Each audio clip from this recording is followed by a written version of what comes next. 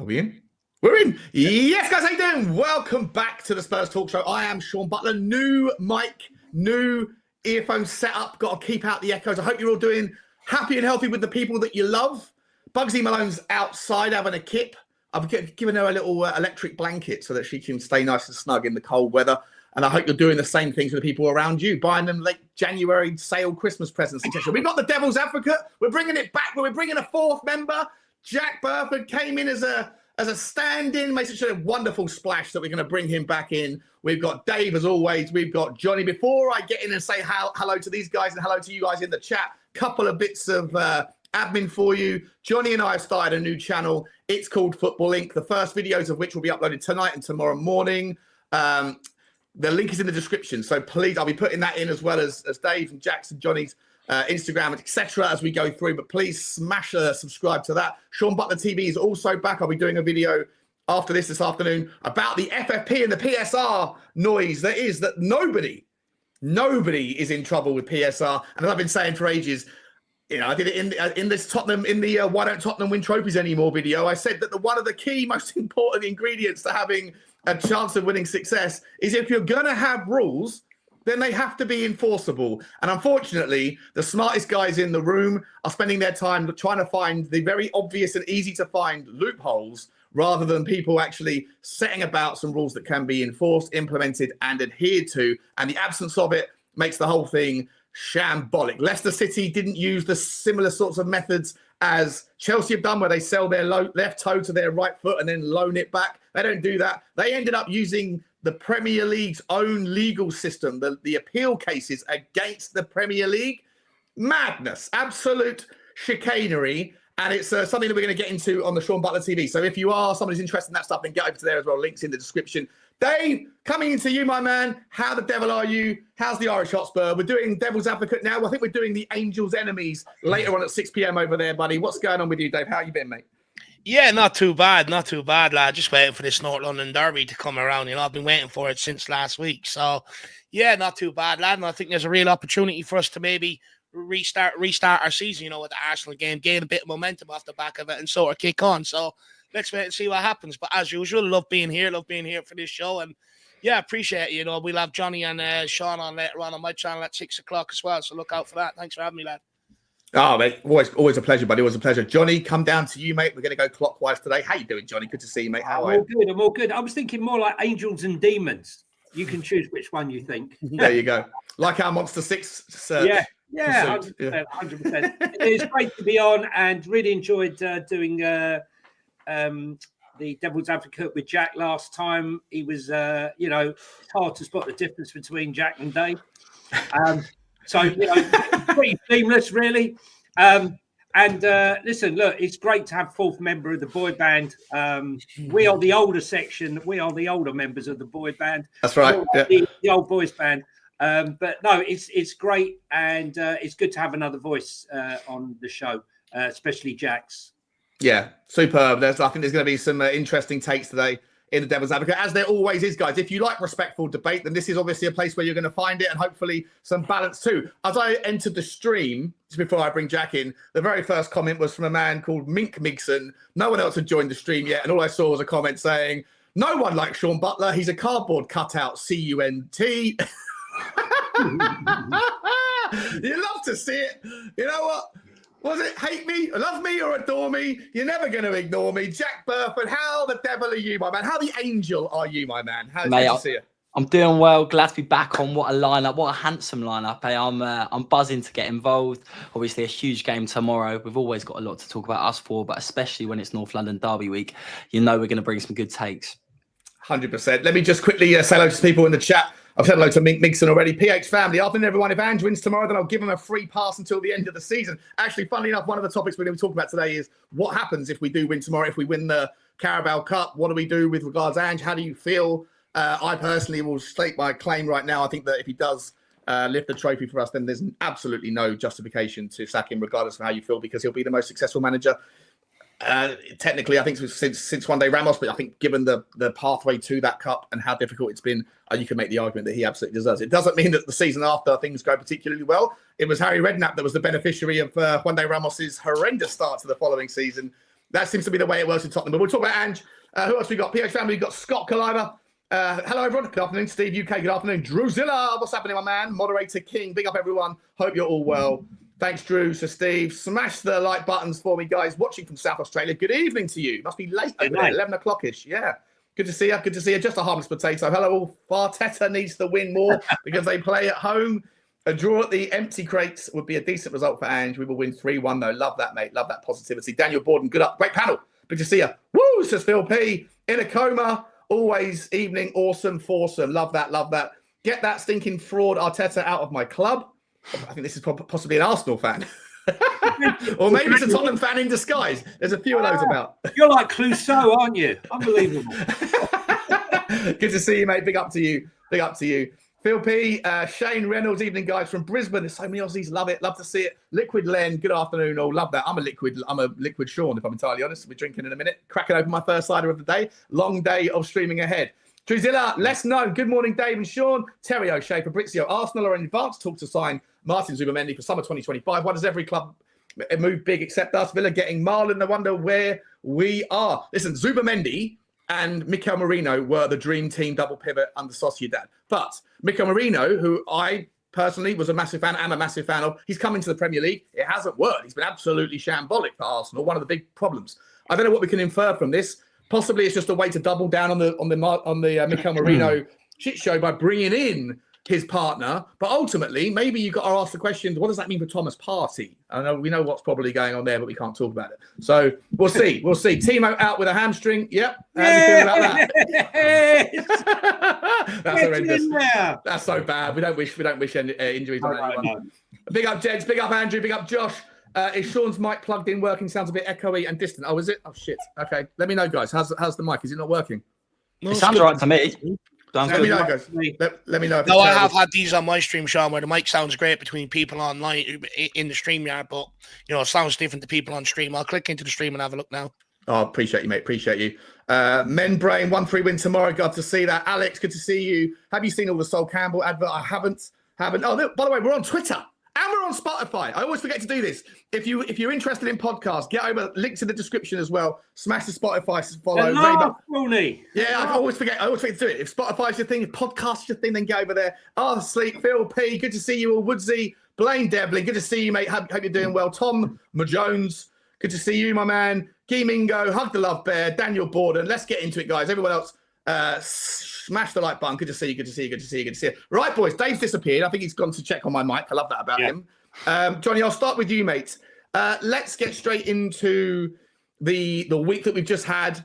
The kind of everything. Go where you want with it. But ultimately, 2 clean sheets on the bounce in the cup competitions. Dream week for old Big Tone Kinsky.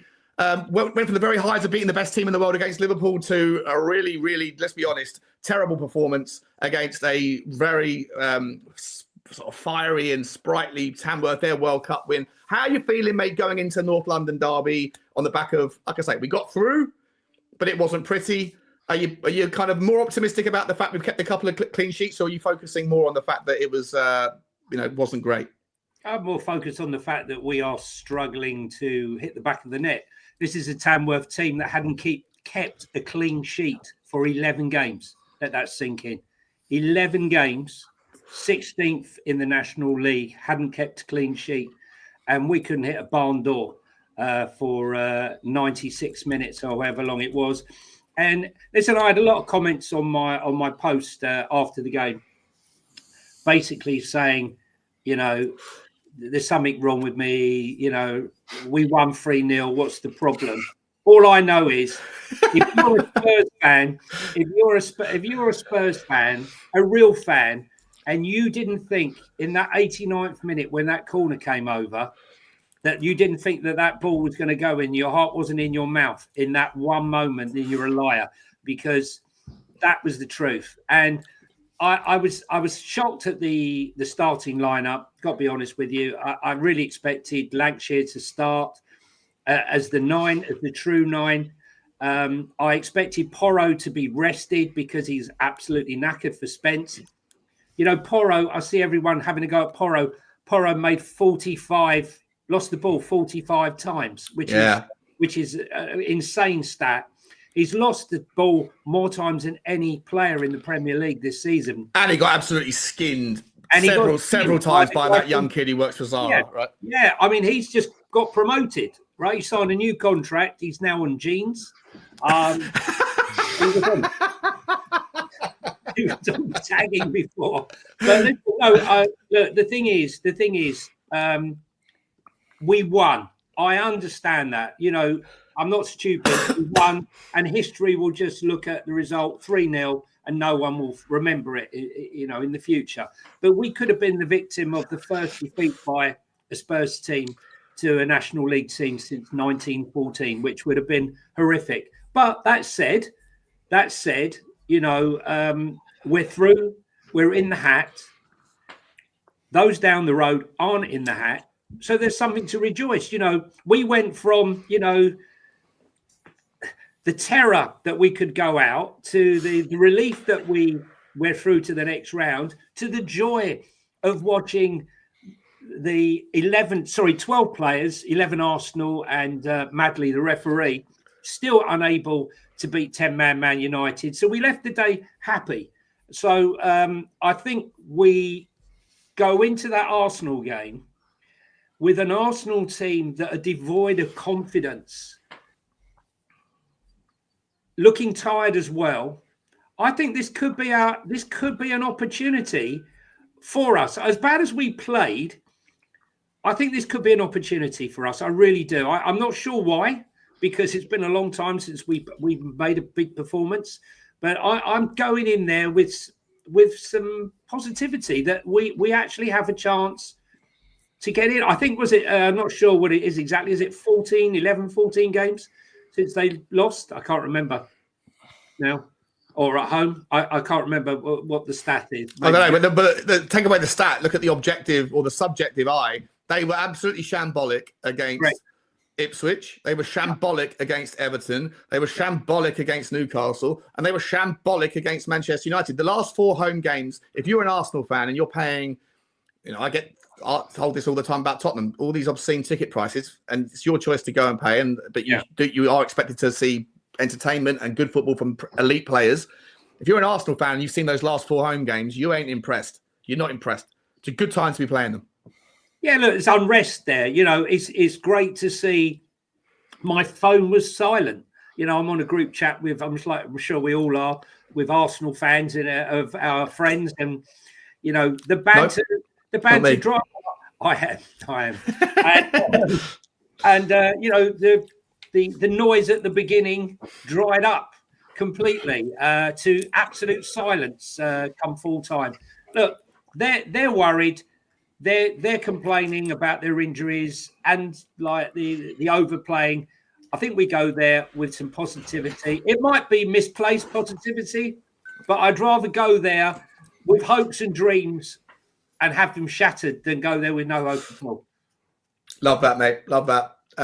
Dave, I'll come to you, my man. Yeah, same question, buddy. It's been an interesting couple of weeks as a Tottenham fan, or an interesting 10 days from the heights of Liverpool to the... I mean, describe it how you want. How do you feel about that? And then leading into Arsenal. Good time to play them or bad time to play them? Look, don't get me wrong. I'm delighted to get the win over Tamworth, but it's disgraceful to not break them down in 90 minutes to go to extra time. It's absolutely disgraceful. Look, fair play to them. I love that video walking in, then giving Spurs players crap. Absolutely love that. Fair play to them. You know, creating the atmosphere and that. But it was absolutely disastrous. The game plan went out the window. The plan was to select a half-decent team, get out there, get it done at halftime, get them off the pitch early, get the youngsters on, and we go home singing Kumbaya on the bus. It didn't turn out like that, you know. It was absolutely disgraceful. And it comes back to what I've been saying quite some time about Tottenham. Our forward players are shit. They're just crap going forward. They've lost all confidence in themselves. Someone like James Maddison is an England international. I hear people going, oh, well, you know, James Maddison done all right. We're talking a Tamworth here. This guy should be picking them apart, unlocking the door, and, you know, driving Tottenham forward around the football pitch. Shocking. Was he okay, mate? I just thought he was selfish. I thought this is what people are saying, Sean. This is what people are saying. You know, I've seen it everywhere. Oh, Maddison's all right. I'm sitting there, I'm like, this guy used to be in England international. He should be ripping them apart. Johnson, you know, has all the time in the world to deliver good crosses, couldn't do it. So it shows to me he just does not have that ability whatsoever. Yeah. Timo Werner doesn't want to know. Do you know what? There's been questions around them three, you know, about their fight for Tottenham Hotspur. Do they have it? And we've got the answers, and I think that's the positive to come out of it for Postecoglou. He knows he cannot rely on these guys or trust them going forward. And for me, I don't want to see them start any more big games. I don't want to see him take any more risks, because the longer he persists taking risks in these guys, trying to get them going, it's going to cost him his job eventually. So for me, he's got to realize now you can't continue, you know, trying to get these guys firing, because they're just nowhere near good enough. They don't have to fight. When you come to Tottenham Hotspur, you've got the referees against you. You've got the whole of the Premier League against you. The FA, everyone enjoys beating you. You have to be constantly up for the fight at Tottenham. And we've got players that just aren't. It was absolutely shambolic. I was livid. I was absolutely fuming. The fact that we had to bring on Solanke, Son, Kulusevski, Berghvall, Spence to try and save the game is absolutely disgraceful. You're talking about guys that are on over 100 grand a week compared to guys that are, you know, subsidizing their weekly wages from being a plumber with 50 or 60 quid per appearance fee and stuff like that. You know, look at the hunger and desire they showed for their club, you know, and their part-timers. Look at the guys that have, you know, everything's geared around them. You know, at Tottenham Hotspur, we've got the big hotel. They can stay there. If they get up in the middle of the night, there's lights that lead them to the toilet. You know, and these guys can't get themselves motivated to get out there and play against Tamworth. It's a joke. Postecoglou keeping Werner on for as long as he did is another joke. He should have brought on Will Lancashire once. You know, for me, he should have made a sub at halftime. It's clear it wasn't working out. You know, you got to make a couple of substitutions at halftime to spark whoever you leave on the pitch into life. And he didn't do that either. So I think he got that wrong. But saying that, we're through. We're in the next round. That's all that matters. That was the job done at the end of the day. And look, coming into Arsenal, it's going to be a tough ask. I think no Vicario Saka for them is absolutely huge for Tottenham. He always is a pain in the ass for us. He always undoes us. So I think that's huge. I think you see their problems going forward now. So that's good. But honestly, I don't trust our forward line. I think our forward line is so far off it. Yeah. Not full of confidence. Arsenal are good defensively. I think it's going to be a very tight game. I think it could be 1-0 either side. Like, we lost the last North London derby because of a set piece, because of a corner which we couldn't defend. You look at Kinsky the other day against Tamworth, came out claiming some of them long throws, tried to neutralise the effect of Tom Tonk. What a name, by the way. Funny, yeah. You know, and he's done that very well. So you're hoping that, you know, at the other end, he can sort of help us keep a clean sheet. It's just whether we can nick one going forward. But I don't trust that forward line. You know, we've got Ange Postecoglou. This is what annoys me about this football club. We've had defensive managers in years gone by. We've had two of the world's best attackers, but give them average defenders to work with. Now that we've got an attacking manager, we give them average forward line to work with. And, you know, when we get everybody back, we do have a decent back line. We do have a decent midfield. It just absolutely drives me mad. But look, anyone that's trying to excuse that Tamworth game, you need to go and have a long, hard look at yourself in the mirror and think about what standards you want at Tottenham Hotspur. I'm sorry, just getting by Tamworth is not good enough. You think we're going to win trophies by that? Think again. Dave, just quickly before Jack comes in there, I thought Solanke, when he came on, did absolutely nothing in that. He came on. What was it? 70 minutes? Was it? I didn't. Yeah, it wasn't his best. Wasn't his best effort. I didn't even see him in the game. I mean, like, you know, I don't understand. And second of all, Jack, when you come in here, do you not think that the lack of like when you're going on about your squad being exhausted and tired? Do you not make those substitutions, bring on your big boys with 70 minutes to go to make sure this doesn't go to extra time? What do you think, Jack? I kind of understand Postecoglou's method there, because the players on the pitch, they should have got it done in 90 minutes regardless. And I think if you've got 30 minutes left and you're bringing on Kulusevski, Son, Jed Spence, that should be more than enough to just blow them away. So I understand why he's done that.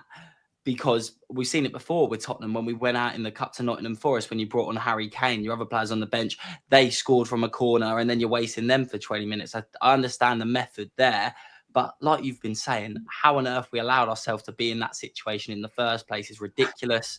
Like, it is laughable. I think I'm looking at the situation.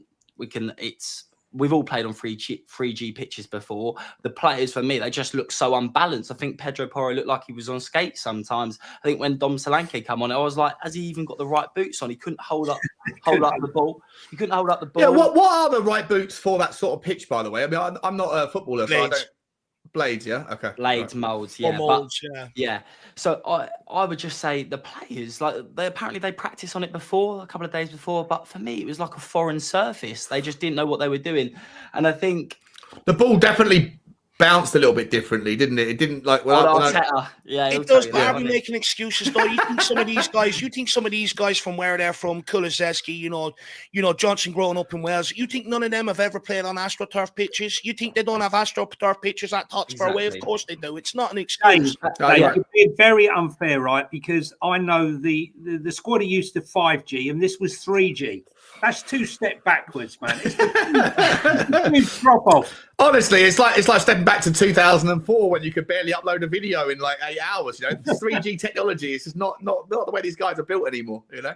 But what I will say is, I think Archie Gray did come out and he showed good leadership skills. You've got your 18-year-old player saying, "Look, we've played on these pitches growing up. There's no excuses. We should be beating a team that are 96 places below us in the football pyramid." So I like that, but it shouldn't be him coming out to say that. Like, it's ridiculous. But like you say, we spoke about how much of a gem we've actually got in Archie Gray coming out a lot. And I'm coming off track here, but giving his to the fans, like properly showing that he loves Tottenham. He's even took the Tamworth scarf to show a bit of like, football's a team game. It's nice. There's such a big opportunity for Tamworth. And the players saying, sometimes you've got to play these levels in football. And I know Spurs weren't, oh my God, that was embarrassing at times. I was watching this thinking, the 90th minute, Johnny, I genuinely thought I was going to have a heart attack. I was texting Sean, I was in the pub, and I was like, oh my God, I just hope we get through this game. When they had that chance, I was like, look, it's got it written all over it. Only Tottenham Hotspur could do it. But we found the way. The main thing is we're in the next round. No one will ever remember that if we go and win the cup. So with Tottenham Hotspur, you just never know what they're going to do. We beat Liverpool on Wednesday. It's ridiculous. Can I just add to that? I think it's disgraceful that Archie Gray was sent out to, speak to the media over everybody else. Correct. They picked a young 18-year-old in the dressing room to try and, avoid the spotlight themselves, avoid the hard questions themselves. And it's absolutely disgraceful. And fair play to that young kid. Should have been James Maddison, right? Well, it should have been James Maddison. It should have been Werner. It should have been Brennan Johnson. Should have been Pedro Porro. Players like that have been around here for a while. They should be the ones going out answering these questions. And it stinks of lack of leadership and players hiding. They wanted to avoid all the criticism. They knew if they went out there and spoke, fans would go for them. And fair play to Archie Gray. I'm one of them. I'm sick of Spurs players making excuses for defeats, making excuses for things going wrong. I always say I'm sick of it. Stop giving me lip service. Give me actions on the pitch. So fair play to Archie Gray. He stepped up and said what many fans have wanted to hear in years gone by. No excuses. Gotta do better. It's that simple. It's disgraceful that he was rolled out in front of the media. And if anyone thinks, I'm lying here, you have never been a part of a dressing room. They do pick and choose what players to roll out in front. Sometimes they'll go to some of the senior players to say, I ain't dealing with that today. Go and get one of the youngsters. It does happen. And he was purposely rolled out to try and take the heat off the situation. Let's move away from the Tamworth game. I think we've, not just on this show, but I think we've all had, a few days of talking about it. And I think the overarching consensus from most people is, unacceptable performance, but ultimately we're through. And I think we've kind of summarized that here. Like, we're not happy. And look, to me, a lot of the criticism can go to Ange for picking the wrong team, I guess. But I make the argument that Ange, in these sorts of games, it's over to the players to. It doesn't matter what team you pick, right? They're 96 places beneath you. To the people, like the stats around, they haven't, not conceded a goal in however many games that Johnny, you said. 11 games they hadn't. 11 games on the bounce where they haven't conceded, but they managed to keep us out. And look, like I say, to Tamworth, fair play, congratulations. Last thing I'd say about it is I just worry about the mentality of the players. And once again, the players that stepped up, the players that always seem to stand up, and that since December have been the younger guys. Like Jed Spence coming on towards the end of the game, injury extra time. He was very good. I thought, obviously Archie Gray sensational. Lucas Berghvall coming on very good. Decky obviously can come on. Decky's gonna. I breathed a sigh of relief when I saw him coming on, because I just think that he's he just takes control of the game. But he's also a young player with a lot of experience, but a young player. And here's what I want to pivot to, guys, because it is January transfer window. When you look at the situation we're in and the fact that we have over the last 18 months pivoted towards this youth-centric transfer policy, First and foremost, I think that Paratici isn't the guy that's going to identify that. He's more of an old school director of football. And I know there's a lot of love for Fabio on this on the panel. There hasn't been a lot of recognition or credit given to Johan Lange. He's got a different way of doing it. Tottenham are moving with the times towards data. Should we be giving Johan Lange more credit than we probably have comparatively to Fabio? Because I know, Dave, I'll come to you first, mate, so you're shaking your head. But because we have identified some young players, that the Kinsky thing, it kind of went under the radar. He's been brilliant. Like I say, it's early days, but he's been very good. Berghvall allegedly was Lange as well. Archie Gray.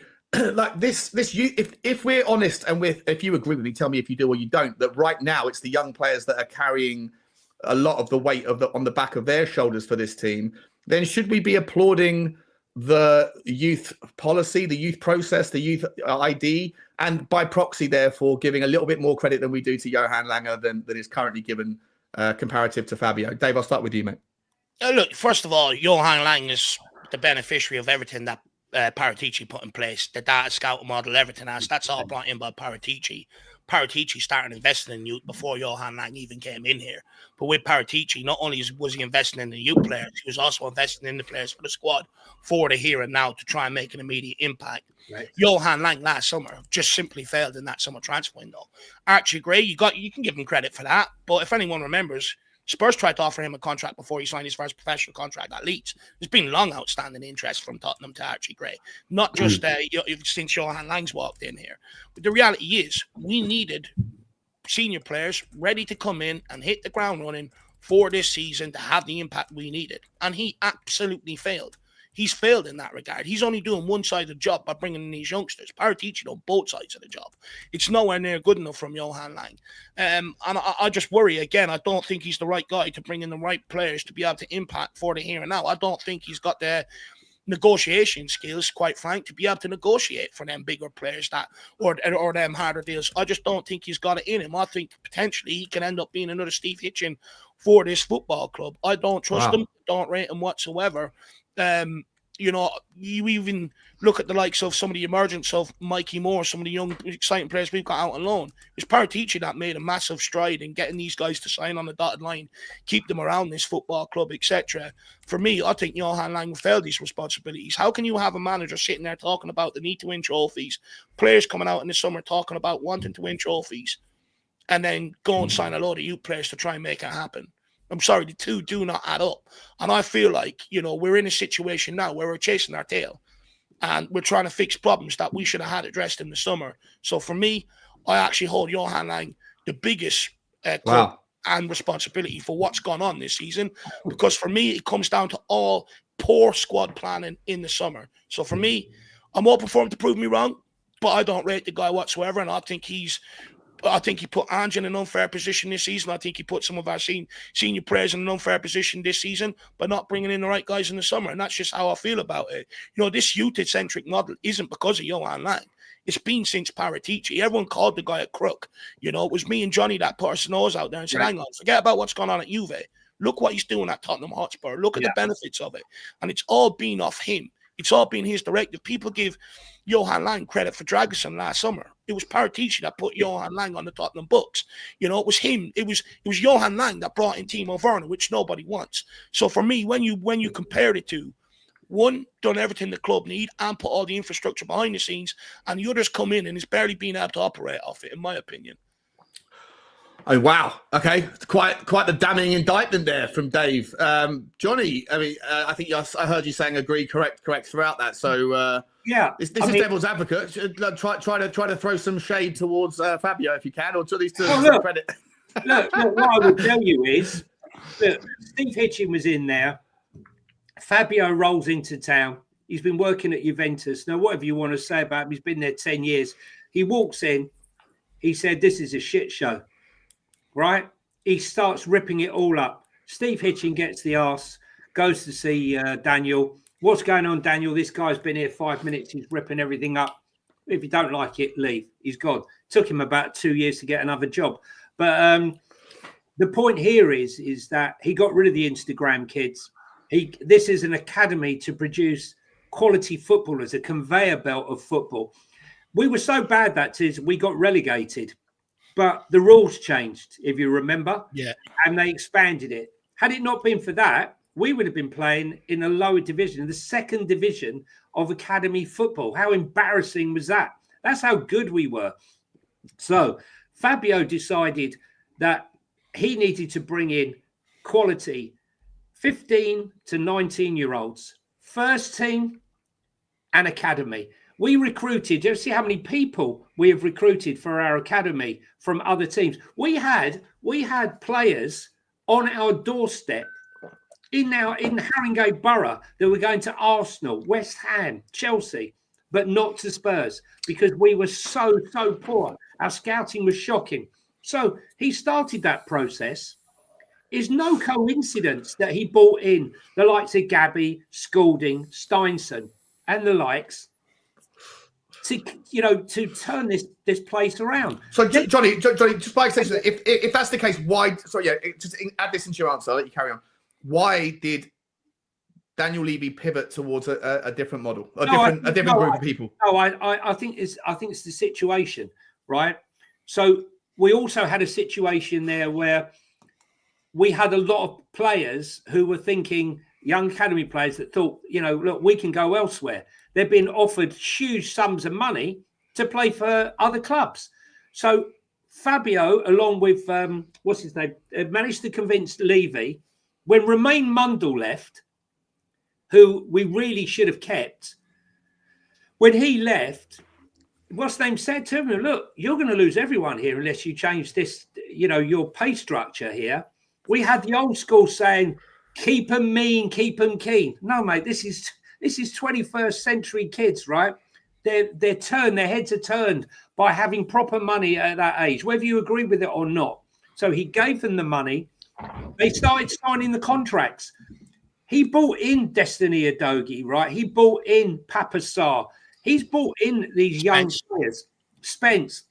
And what I'm trying to say to you here is that the project was underway, a two-pronged attack, 15 to 19, so that we aren't in a situation where we produce one Harry Kane every 15 to 20 years. We need to be in a situation, with the greatest respect to Harry Winks and Oliver Skipp, we need a higher level of player coming through the academy.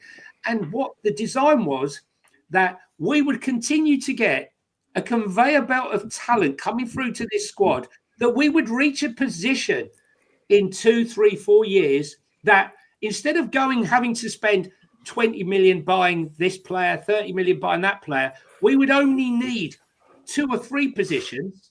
Then you would see us spending 70, 80 million. But that's what's going to happen though, isn't it? Correct. But my point here is that when what happened with Fabio, people jumped to the conclusion he was Fabio. They didn't realise. I mean, I've been on the Spaces talking about the job he was doing way before any of this blew up, as has Dave. But two things can be true at the same time, right? Like he can have a checkered past and also be doing work in the foreground. Right, let's stick to the facts. Lange was demoted at Aston Villa, right? He wasn't promoted; he was demoted, right? Yeah, okay. to bring in Monchi, yeah. Yeah, to bring in Monchi, right? So do you bring in Monchi, right, when you're happy with what you've got? You don't. And the other thing... but I'd ask you the same question, though. Then if you're happy with Paratici as Daniel Levy, and Daniel Levy is mates with Paratici, then why upset the apple cart? Because I've been saying this for ages. Is it not a consequence of too many cooks spoil the broth? There you go, boys and girls. I finally got it out. Is that not Daniel Levy? Well, but you could say the same thing about Aston Villa's. Well, I think the key thing here is, if you remember, Gabonini wanted that job, and I think Levy looked at him and said, "I'm not sure you have enough experience in negotiating deals." Mum said that. So we're bringing Johan Lang, and I think what we're seeing with Johan Lang in the summer is, I genuinely think he's trying to pivot from Paratici's, whatever old school relationship. He's trying to make his own name at Tottenham Hotspur. Whereas if we would have given, he's also part of CAA base, Dave. Just to throw it in there, like that relationship with CAA base. I know it's a little hot topic, but is there a little bit? Are we guilty here of just like having too close a relationship with a certain agency where everybody and anybody that works for them seems to be linked with Tottenham? Well, it didn't work in Eze's favour, did it? So, but what I will say is, I do think, if we would have put Gabonini in that position, he would have worked off Paratici's directive. 100%. But They I were think like Johan Lang is trying to do his own thing, and I think he's failing. I mean, listen, it's no coincidence that Moan's come in, Gabby who's left. Now, Gabby and Fabio are like that, right? They were the ones that brought in Destiny. They're the ones that were bringing in other players. And it's no coincidence that Steinson left, Gabby's left. He's on the sideline. The only person still there is Scalding, who they brought in from Rangers. He's the only one left in the game at the moment. Yeah. So I do believe, I agree with Dave. So neither of you are giving any credit to Jatse Langer at all at the moment. Look, No. I'm not going to say he hasn't signed a player. What I'm saying is there was a plan. There was a mythology to this. This wasn't just a scattergun, let's bring in some players. This was the whole rewriting of our academy, guys. You have to understand that. There's a much, much bigger picture here. And the And scouting who are going to be the beneficiary of this moving forward? If Don Fabio never touched this club again, what we get... Yeah, he's left a legacy. I hear you. But at the same time, I'll bring Jack in here, and then I'm going to get to some super chats. Jack, I don't know if you're over the director of football detail as sort of closely as these guys are. We talk about it a lot. Sure. The question, just to devil's advocate here, right? So this is what we do. The pushback here. And by the way, I love Fabio Paratici, but I do think that, like as I said, to counter one of the points there was two things can be true at the same time. He kind of put in a lot of work. He kind of built a legacy, a dynasty, and done all the right work, and maybe to unravel that by bringing in another person who's got his own intentions to stamp his own authority, like same with Scott Munn, whoever that geezer is, we still don't know. But Jack, like, is there not some truth to the idea that Daniel Levy's caught between a rock and a hard place? Because Fabio Paratici, whether or not he's done brilliant work at Tottenham, his past caught up with him, and he got a 3-year ban. Daniel Levy has to do something. Now, these guys make the argument that Gabbanini should have been the choice, and we don't know whether that would have worked out. Maybe it would, maybe it wouldn't. But he had to make a choice, and Daniel Levy went with his gut and went in a different direction. Is there any justification that the decision was kind of made because Fabio Paratici's past caught up with him? 100%. So where I was going to say is, I think we all knew when Paratici come into Tottenham, there was a whole facade, all articles coming out about how Daniel Levy has finally got his man. I think Daniel Levy had his set sights on Paratici and believed that this could be the start of a successful period for Tottenham. I think a lot of rival fans, saw a lot of United fans saying, look, Spurs are moving ambitious. They've got in Conte with Paratici. They work well. This is kind of the changing of the guard. They're actually moving like a big club. Obviously, Paratici, in my opinion, I'm a massive fan of. I think he's done some fantastic work. And he was just, he was just starting his process. He was starting to bring in these players. He was also, like you say, Johnny, bringing in that conveyor belt of talent that we're starting to see the benefits of now. But then, in my opinion, it was brought, the rug was brought underneath his feet. Levy couldn't do anything about his Paratici situation. Yes, he probably should have done a bit more of his background research on the situation at Juventus, but he had to replace him with someone. We've been crying out for Levy to kind of step back from... But this thing though, Jack, if it's his boy, like you said, if Paratici's his boy, why doesn't he listen to him and give Gabbanini the job then? Why does he go after Johan Lang?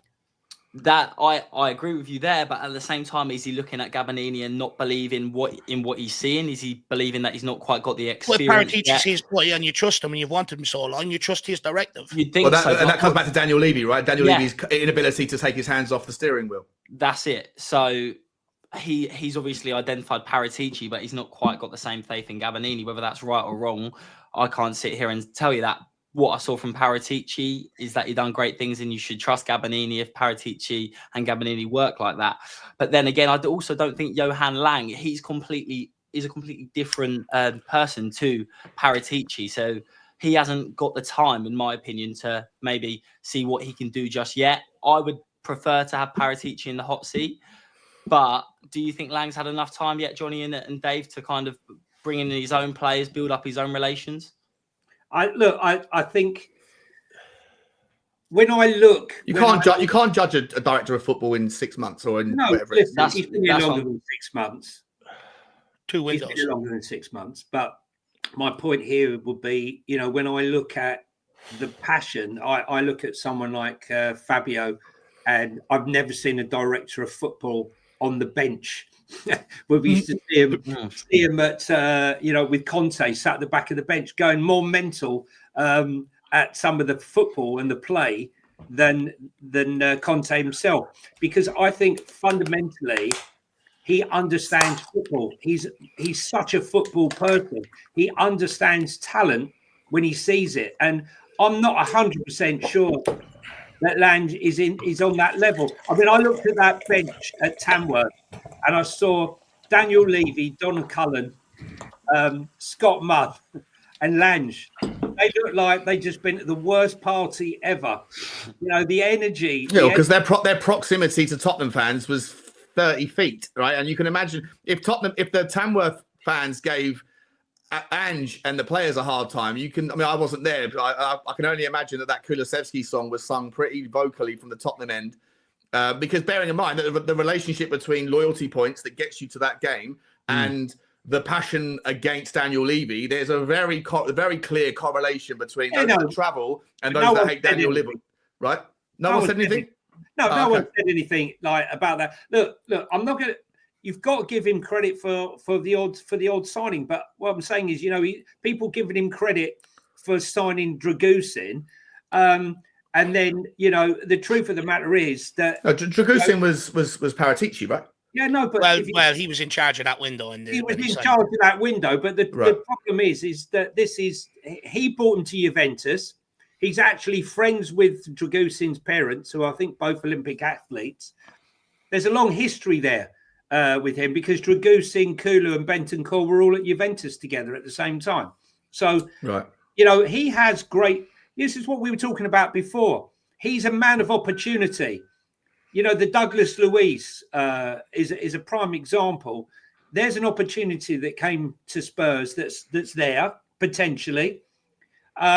That came about. I'd love him at Tottenham. And Lange, but because of Fabio and his notebook and his connections. The thing is as well, Johnny, even when there was nothing left in the budget, he was still able to get deals done with Sporting for Porro, with Juventus for Kulusevski.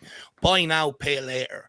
Yeah. Johan Lange has demonstrated that ability to be able to do that. We're still pissing about with Kolo Muani right now, trying to get a deal like that done. But not only that, look, to be fair to Johan Lange, I can understand to a degree why Levy brought him in, because if you look at his homegrown recruitment on the Villa side of the squad, it was absolutely brilliant. It was really good, his homegrown recruitment.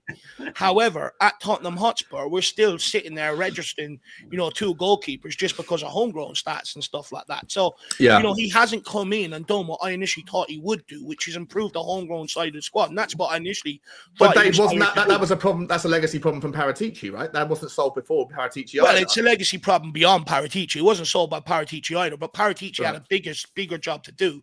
Paratici had to rebuild the whole club. He had to rebuild the youth system, like Johnny was speaking about. He had to, get Daniel Levy to understand the benefits of pumping money into the youth. Okay, you're paying this, but potentially, even if it doesn't work out at Tottenham, you're selling them for this. So he's had to make Daniel Levy realise the benefits of that. He's had to put in the whole scouting department. He's had to bring in the right guys to do it. And he had to try and get rid of a load of players at Tottenham that were on huge wages with very little resale value, which is not an easy job to do, while also trying to bring in players to effect. Johan Lange, effectively, all he had to do was add the right players in the summer to it, and he could have come out smelling of roses. However, I think he got it wrong in the summer. His job is a lot easier to do, and all he has to do is come in and sprinkle the right players on what's already been put in place for him. And that's why I have my serious problems with Johan Lange. I think he had an easier job to do than Paratici. I think he's failed. I don't believe he knows how to negotiate to get the big players over the line that we need right now. People are looking at the forward line now. Well, we were told all last season and all over the summer, Eze. You also look at the likes of now. Yeah, but Johan Lange doesn't like if the story. I was having this conversation with Jack Pitbrook and Ricky Sachs on Last Word on Spurs last night. Shout out to that brilliant channel. Go over there and subscribe if you haven't. Jack was very honest, and he was basically saying it's very difficult to be a Tottenham journalist that reports on transfers right now, unless you want to go down the path of just speculation, because Lange keeps everything super secret, super close to his chest. That's why Pete got rid out of the club, because he was leaking stuff. Right, exactly right. But Johan Lange doesn't want to get that stuff out, and ultimately, therefore, if the Eze speculation was out there all summer, but we know that this guy is someone that doesn't want any of this stuff out in the news, then are we maybe guilty of believing nonsense? Those that know don't say, those that say don't know. Well, sure. Well, look, I understand what you're saying. So, Jill, you know I know that one, which is why I said, I'm close enough to know on that we didn't put any bid in. We had no interest. Well, there you go then. So like, if that's the case, then the speculation. So if we're led to believe that Eze was a done deal or was going to happen, John, you're confirming it, right? That wasn't the case. So you can't hold Langer guilty of noise and nonsense, right?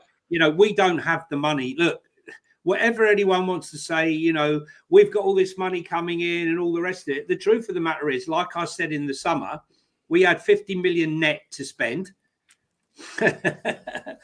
Jack, you're getting so much attention, mate. There's a lot of fanboys. A lot of fanboys here in the comments. I'm not even saying anything, so I'm glad if I open my mouth, I'll be all right. Come on, Jack. Speak a Swedish accent, and everyone will believe that you are on the show. There you go. I'll work on it, lads. I'll work on it for you. Come on, Jack. Come on, mate. No, I didn't mean it like that. I was just saying. But no, I agree with you. I think where it's hard is Paratici, going back to your point earlier, was such a vocal presence in the Tottenham dugout, and like you say, he was almost on the pitch himself, and he was getting everyone around him into buying into the methods of it being a family, it being a team game. I think Lang, it's hard for him to step in. He's a completely different type of director of football. He's an introvert. He's an introvert. That's it. But there's not many, in my opinion, as people like Paratici, director of football. I don't see many people showing that passion. So it's hard for him to come in and make a presence straight away when that's not his style. He's had 6 months. I totally agree with you, Dave and Johnny. But like we say, it's devil's advocate. I've got to give both sides of the coin and say, who says this January? We know Spurs like to keep it under wraps. Paratici had 10 targets before he bought one. It's a completely different way of working. It's entirely different. You've got evidence of one way working and the other way not, though. We do, but we've only had 6 months. We've only had one summer transfer window. We know it wasn't the. And he had January last year as well. He had January last year, but in my opinion, Paratici, how long did he have? Was it 2 years and a half? Look, let me just, rather than can I ask, why are people sitting here defending Lang? But when it was Paratici, everyone called him con, crook, wanted him out. Hang on a second, Dave. Not everyone, mate. Not everyone. Most people, Sean. No. You go back and look on YouTube. Around the time of Paratici, there was myself, Johnny, and Jack. We were the only three sticking our neck on the line for Paratici. Hang on a second. No, that's everyone not else out there I did an entire series on Don Paratici, con Paratici. I said it, called it. Is it the Don or is it the con? But you have to acknowledge that. Like his legacy issues, and they didn't read well. The reason why he got his 3-year ban is because of the things that he was guilty of doing at Juve, which is a corrupt organisation anyway. Allegedly, well, not allegedly, confirmed. There are financial problems now as well. There are financial problems again, right? But like the kind of mud, the mud sticks a little bit, and so Langer doesn't have that kind of dirty washing that's in the closet that Paratici does. Now, look, Paratici was 100% agree with you. He rebuilt our model, rebuilt our method in line with what Daniel Levy has obviously bought into. And I can understand this notion of if you trust Paratici, and he clearly does and likes him and wants him still to be around, and hopefully maybe when the band's done, he can come back in a more formal role. But ultimately, the Gabbanini thing, the Gabbanini was a scout, right? Not a director of football. Sorry, let me just sort of. Oh, hang on. Whoa. At Udogie and Watford, he was the head of recruitment for Watford. Yeah, but he got sacked by Watford. He got sacked by Watford, Gabbanini, didn't he? No. He left to come to Spurs. And by the way, Johan Lange came here on the 9th of October 2023. So that's 15 months ago, not 12 months ago. And he was the youth development officer. The youth development officer at Villa. At Villa, the youth development. Well, isn't that a good fit then? Because we're moving towards a youth profile. Yes. So this is what I was going to there, because the youth. That's why I feel like he's focused on that. So if you were to tell me that he's going to maintain that sort of profile and he's going to be focused on that, and in the background, Fabio is still doing his thing, then I can see the synergy where something like that will work together. But if it's like where we have in so many businesses, everyone scrambling over everyone, like in succession, to get the ear of the boss. Right. And the boss himself does what he wants anyway. Correct. Who makes up the rules as he goes along. Now, Daniel, Well, that's the question for you, because I do want to sort of button this up in the nice little bow and then move on to the next segment. Johnny, I'll start with you, and then we can go for where we want. I want everyone to get their say on this one. Is there a case here that with Paratici still loitering around, lingering around, the clock's ticking down on his ban, with Langer, with Scott Munn, with the CAA-based relationship where we seem to be employing not just players but also staff that have that kind of agency as well, and Daniel Levy that said he wants to take his foot off the hands off the steering wheel, but seemingly can't in the Kinsky deal. He's involved in the Mawani deal. He can't take his hands off the reins, and that really does annoy me. Is there a case here of just too many cooks spoil the broth, and does there need to be a clear plan of what is going on? If Paratici's coming back in a formal role in a year's time, is there space for Langer? Is there space for Scott Munn? Because they clearly have different ways of working, as Jack alluded to. One of them spins 10 plates and picks one. The other one seemingly doesn't want anyone to know that any plates are spinning. And that's obviously chalk and cheese, right? So can oil and water, can the two mix in the long term and create a successful model from Tottenham?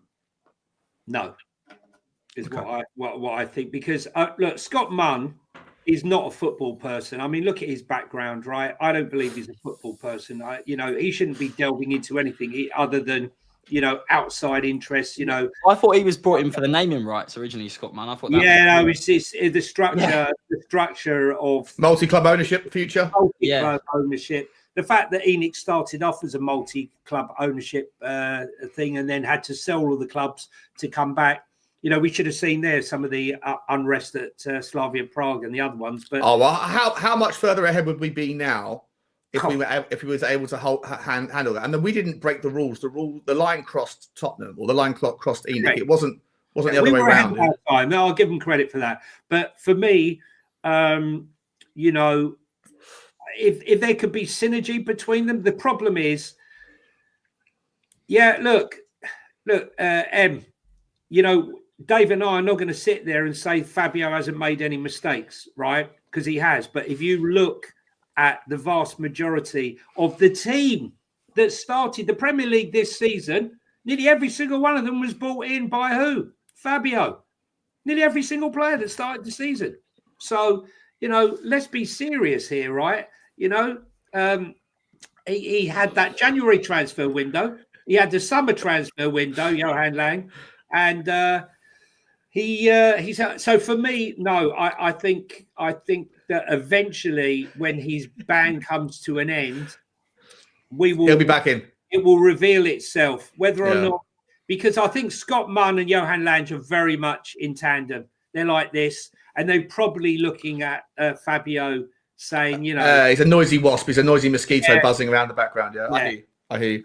Jack, let me come to you on this one, and I'll get Dave's final takes. Does too many cooks spoil the broth with regards to Tottenham's recruitment? 100%. And put it this way, I'm going to keep it short and sweet. If Paratici, once all the noise is gone from his side of things legally, if he's not back in a high role in Tottenham, I'll be shocked, because in my opinion, that's who Levy wants. That's who he thinks is best for the football club. And I'll be surprised if Lange is here in a couple of years' time, in my opinion.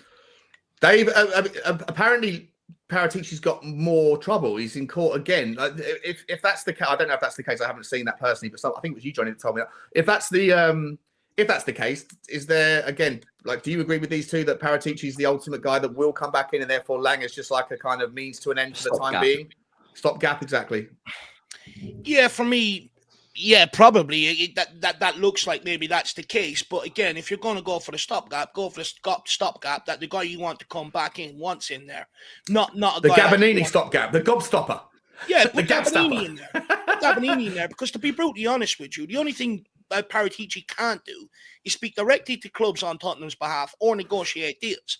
But there's ways where you can circumvent around that, and you can pass messages through Gabonini. Gabonini could walk in there with a message from Paratici on his phone, stuff like that, and get away with stuff. There's ways around it. So for me, I don't understand the pivot. But look, when it comes to Scott Munn, I think people get Scott Munn confused. He doesn't really have a handle on transfers at Tottenham Hotspur. He's over the women's team, the academy, this men's senior team. It's all of them operations put together where he oversees the finances and stuff like Yeah, that. he's like the VP of football rather than the specifics of any individual department. Yeah, like if people think he's identifying and negotiating deals for Tottenham Hotspur in terms of players, you're sadly mistaken. It's not what he's brought in here to do. He's brought in here to be operations over all of the football, not just one section, all of it put together. And the idea was that he looks after that and Daniel Levy looks after the business side, but he's not the one out there negotiating deals and stuff like that. So I potentially think he might still be in a job. When even if they get Paratici to come in and take over the transfer side of things, I still think you'll see Scott Munn in his job. Yeah, look, I mean, obviously I'm going to step back a little bit. I'm going to ask the questions on this one, but I genuinely do think that there's trouble ahead. I think it is oil and water. I don't think it mixes. And look, if Scott Munn is brought in for all, he has been handling all the things that Dave alludes to. I also believe that the future of Tottenham, if Daniel Levy's still a major part of it, with or without the investment, I do think that the next logical thing would be a multi-club ownership. And I'm all for it as long as it's handled correctly. And I don't think there's any reason to suspect it couldn't be handled correctly, although those things take a long time to plan out. And for what it's worth, if you're struggling to find profitability like most clubs are, for owning one club, doing that same thing, keeping everybody happy in the pecking order of a multi-club ownership is incredibly difficult. And there's very few teams that succeed. But one of the takeaways, and I do want to move along now towards this PSR story, guys, and then we're going to finish up with the Arsenal kind of specifics. One of the things I do want to talk about is PSR and what's happening there with the likes of all the teams seemingly getting away with it this year. As I said, Leicester doing it via appeals courts and appellate courts and things, and seemingly just utilising the inefficiency and the ineptitude of the Premier League against them. Obviously, Chelsea doing their usual shenanigans. But look, Nottingham Forest is a team that has an owner that is seemingly, I forget his name, something Ikis, the Greek guy, the shipping magnate, who's got a team in Greece and their fans absolutely adore him. He's got a team in Portugal and their fans absolutely adore him. And so there is, outside of the City Football Group and the Leipzig model, and even the Leipzig model has its problems, but the City Football Group obviously is just wonderful efficiencies by the best, smartest minds in the room because of the volume of cash that they have, I guess. But the Nottingham Forest model and also the Bournemouth model for less so, but there's unhappiness in the Bournemouth model outside of Bournemouth. But there are teams that do wonderfully well in a multi-club ownership. And yet, like I say, I did a video a couple of weeks ago about the reason why Tottenham don't win the trophies anymore that they used to. I said, obviously, Aston Villa, Newcastle, Derby, Wolves, West Brom, all these teams that used to as well, they don't win anymore. But one of the things that seems to be a consistent need and narrative for there to be success for teams like Tottenham going forward is a set of rules that are enforceable. And if they're not, and they clearly aren't, then for me, whilst I applaud Daniel Levy for trying to do things by the book and doing everything he has to work within the rules to create this kind of model of diversified income that doesn't only purely rely on the Tottenham fans to sustain the club, I give him credit for all those things. But at this stage, there's so much weight of evidence that the rules are not worth the paper that they're written on, that I essentially now, you have to shake hands with reality and kind of say, well, look, Daniel, like you have to now get in with the dark arts. Tottenham need to do it on the pitch.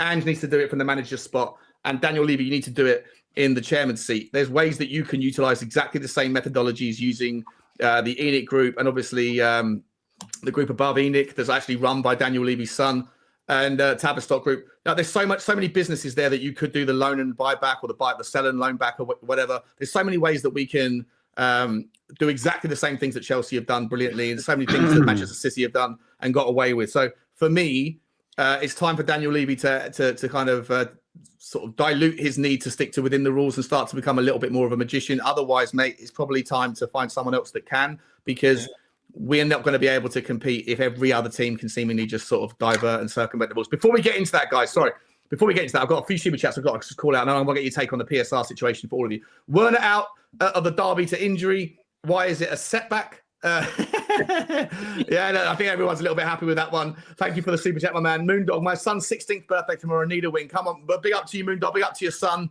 Let us know his name, and we'll wish him a happy birthday here. Charlie Moondog. Happy birthday, mate. 16. It's the best time of my life. Best time of your son's, no doubt, Moondog. And yeah, good luck to him as he goes into manhood. Going to be a legend, no doubt, buddy. Spurs GCTV, member for 15 months. Thank you so much for your ongoing loyalty, mate. Oi, lads. Come on, you Spurs. Love that, buddy. Come on, you Spurs tomorrow. Big one Thank you very much for your loyalty. And Shane Reynolds, all the way from Australia. Late one for you, my man. Are we better with or without Maddison? Overrated, in my opinion. Let's get into that one real quick. It's an interesting topic. James Maddison, for me, I think he's a show pony. I don't think he works in a system of workhorses. I think this system relies on some greater than the parts, and I want to see players that are maybe not as flashy, maybe people that just look at the output and think you're not doing enough. I think people have got Dominic Solanke entirely wrong. I think people have got a lot of our players wrong, but don't necessarily put up, even though Solanke's output stats are actually pretty impressive for his first season. But I think that we need players that are less like James Maddison and more like Decky, more like Solanke. Even in positions that are traditionally kind of more out of your seats, flashy, like the wingers, where we absolutely need help. Guys, James Maddison, Jack, I'll start with you, mate. James Maddison, do you rate him? Yeah, no, we had this chat. We had this chat before. I think Postecoglou's system relies on workhorses and everyone working for each other, basically, no individual star. And I think Maddison kind of is that kind of individual star that, for me, I would like in the squad, as long as he's willing to be like for me, when Berghvall and Kulusevski have stepped up to the plate, they've shown when Tottenham work as a team, they're a better club, really, and they've got better results. I think I'm still a fan of Maddison. I think he has got the individual quality. I think sometimes he can change a game on its head. When he stepped up against Manchester City and Arsenal away at the Emirates last year, I thought he was phenomenal. But is that sustainable? Because we've seen sometimes when we've played against the teams lower down, he hasn't quite stepped up and showed the form we know he can. So I'd keep him around, but I think he's got to demand more from himself. He's got to do a bit more dirty work as well. I disagree. Dave, how about you, mate? To be honest, he'd be one on my books to sell this summer. I just don't think he's going to work under Ange Postecoglou. Like you said, Sean, Spurs are better when it's the sum of all its parts rather than relying on individuals. And, with James Maddison, even when you do look at him as an individual, he doesn't step up and produce them genius moments enough. Yeah. And for me, if you remember back when we were signing him, there was Pedro Gonçalves also linked. And I said at the time, I don't want James Maddison. I don't think he's got the right attitude. I think he's got a bit of an ego. I'd rather go after someone like Pedro Gonçalves. And look, here we are now sitting there with Maddison. We can't even get into this first team. And but at what point does Maddison look there and have some self-pride and be embarrassed that there's 18-year-olds starting in the team week in, week out ahead of him? And it purely comes down to work rate. I think there's something going on between him and Postecoglou. I don't think Postecoglou likes him, and I don't think he likes Postecoglou's methods or the way he's asking him to play football. But at the end of the day, you're the player. You do what the manager asks you to do. It's always been the way. Even when I was growing up playing football, if you don't want to do what the manager wants you to do, you're showing the door. You're told, go and try something else. Find a different team. Yeah, exactly. That did happen, by the way, to give you some insight. There was a chat, let's just say a clear the air chat between Postecoglou and Maddison. So they have had differing views this season. Not to speak too much about it, but yeah. So we got. Not only do we have Lucas Berghvall and Backstreet Boys' top member, we also have in him a guy that does know a thing or two about a thing or two behind the scenes because of his I always say congratulations. What is it? The press association. He's not the friendliest guy in the world, right? Sorry, not Jack. I'm talking about. Yeah, Johnny. Right, Donny, you can say what you like, Can I ask about Johnson? Has Johnson been included in there? Because I do see Johnson hanging around with Maddison an awful lot, like being at the darts and stuff like that. And you also look at the way Johnson's career is going at Tottenham and the way Postecoglou has lost on the sideline with him a number of times recently and stuff. I'm wondering, is there something there with the two of them? From what I've heard of, no. And I'll be honest with you boys, and I will say, but all I know is Maddison's a character. He's someone who fancies himself as a football player, and he believes to be at one of the best clubs. Yeah, and for me, I'm a fan of his personality. I generally am. I love people who come out and speak to the media and do back themselves. Exactly. That's what I'm going to allude to. But I like a bit of confidence, a bit of arrogance. But let's be honest, if you can't do it against Tamworth and you can't do it against the teams when your team need it most, maybe there needs to be a bit of balance. So I would agree with you. I'm not saying he's going to be the first one who's going to be out the door this summer, but I think if there's an offer and a player like a Danny Olmo that come available, I'm just saying, I'm laughing, but he's a player I love. Yeah. Same. Let me just put this one to you, Johnny, just quickly. I'll let you answer this one, but let me just throw this in there to you. If you agree with the other boys and myself that maybe he just needs to either step up or ship out, the other option, of course, is to use him as I hate the word, but rotation player, a bench impact player, whatever. And that's fine if you have players that are willing to play that role. You think about Ole Gunnar Solskjaer back in the day. for Man United, right? Incredible player, incredible game changer, but very happy to be a part of the squad and didn't have these demands. I look at James Maddison and think if you're going to keep him, if you're going to see that value, it's not going to be as a starter every week. It's going to be come off the bench and make and change it when you can. But I look at him and think he's not going to like that, and he's going to come off the bench and sulk and be one of these like, I'm too good to be a sub. And therefore, on that basis, if that option, if you agree, if that option therefore is not really the value that we think it might be, then you might as well find a new home for him in the summer, right? Well, I think so. Listen, Leicester fans called him James Maddison the third, and I don't mean the third as in one. I'm talking about a third, as in a third fantastic, a third injured, yeah, a third of the time he turns up. Yeah. So third good, third injured, and a third shite. Right now, listen, he cannot operate in a crowded space. So with the inverted teams, there's no space there. The opposition crowds out the middle of the park as well. That leaves him even less space. We saw him against Tamworth with all the space that he could ever have needed to do what he needed to do. And guess what? He didn't do it. Yeah, he flashes, he looked good. So he should, man. Well, I didn't think he did look good. I thought he was selfish against Tamworth. What I mean was he had the space, Yeah. What I'm saying is he should have looked good in that space. He had plenty of the ball, but what did he do with it? He didn't, he went to shoot. He was going for the glory. All the dive in, the throw himself on the ground. For me, one of the telling points of the season was when he was dragged off at half-time against West Ham. The backup, the standby assistant, captain, whatever you want to call him. And he basically sat on that touchline, and as those goals went in, he never celebrated them. And for me, that is unforgivable. Not a team player. He's not a team guy. I'm sorry. He's a legend in his own mind. And, he does think of himself as a legend. And, I think I do agree with you, Johnny. And for me, you want someone to support on the bench, whether you're on the pitch or you're not.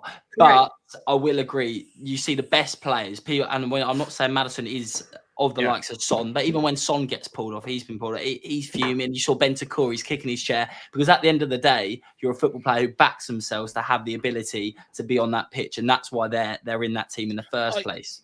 But Jack, you're right. So just one second, Jack, I agree with you 100%. But this is a different kind of. This was a different kind of thing for me, because when you're backup captain and you're behaving like that, you set a shit example to the rest of the team, right? It's really vice captain of the team. You shouldn't be doing that. And I don't believe, when you mentioned before about Johnson and the rest.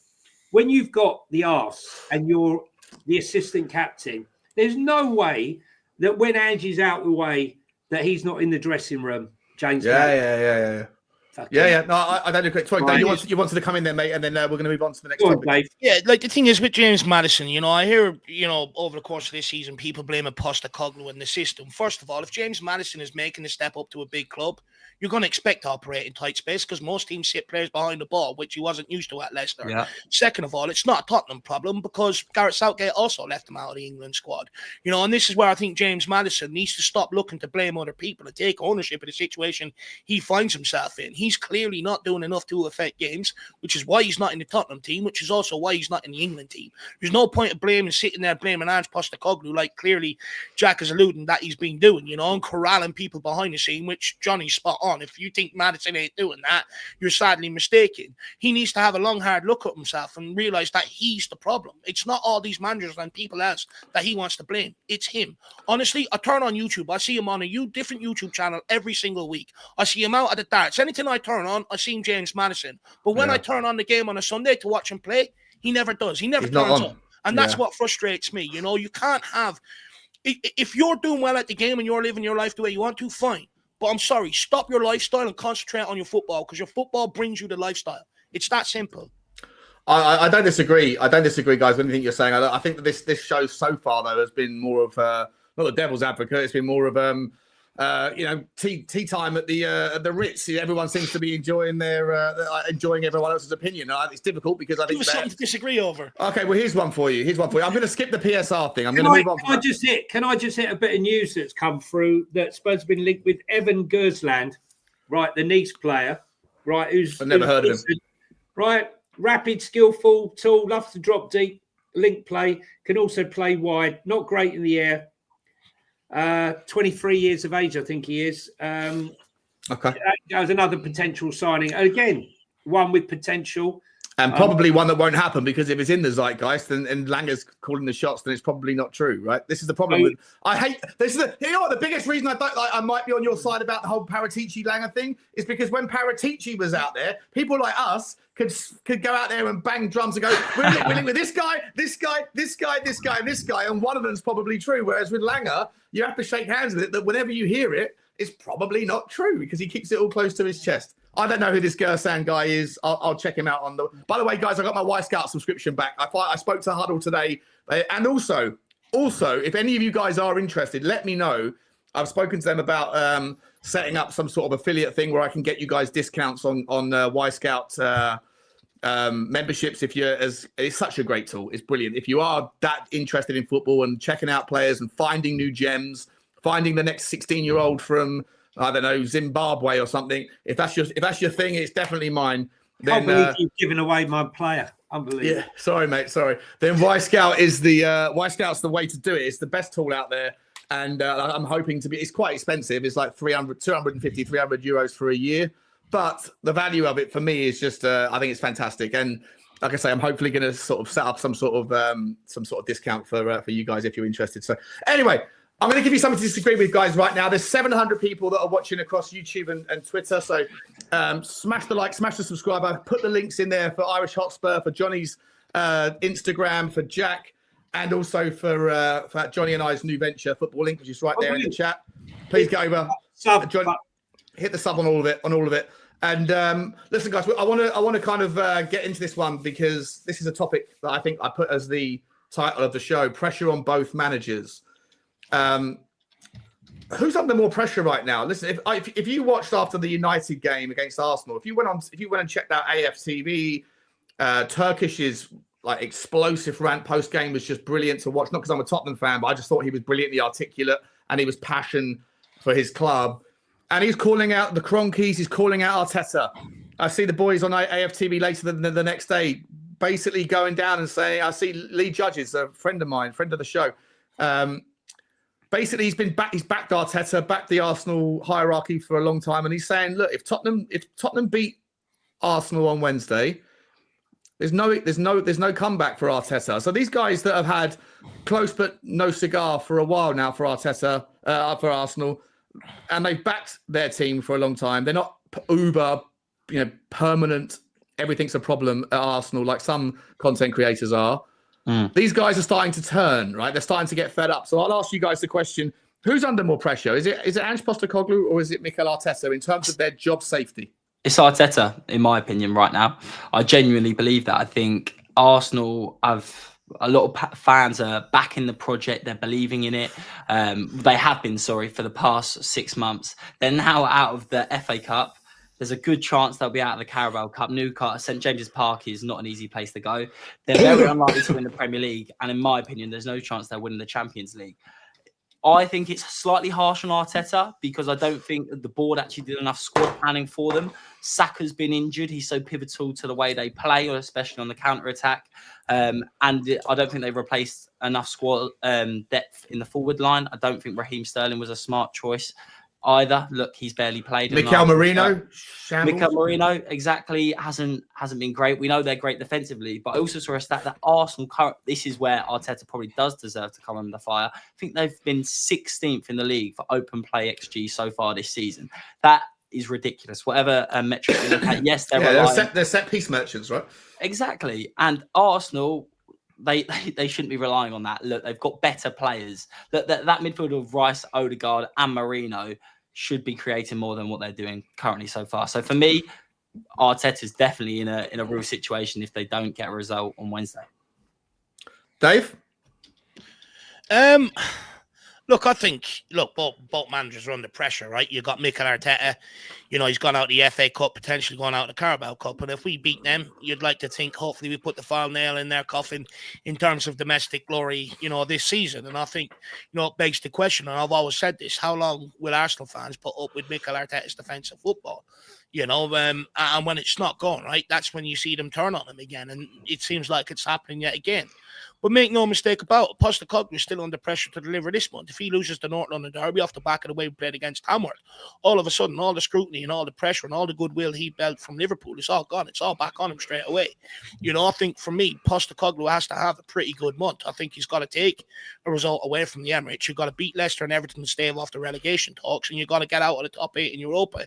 If he does that, I think his job's safe for the rest of the season there, Postecoglou. But look, even if Tottenham don't pick up a result Wednesday night, people that are expecting Ange to be sacked think again, it's not going to happen. It's not the right month to do it. If you're talking about wanting to get players in here to alleviate the situation, you ain't going to sign on the dotted line if they don't know who the manager is. And Tottenham are in such a shambles. If you've got a manager situation going on as well, they ain't touching the club with a barge pole. So it's not the right time. So regardless whether people like it or not, Postecoglou will get until at least February. But I think if he wins the majority games this January, he keeps the job to the end of the season.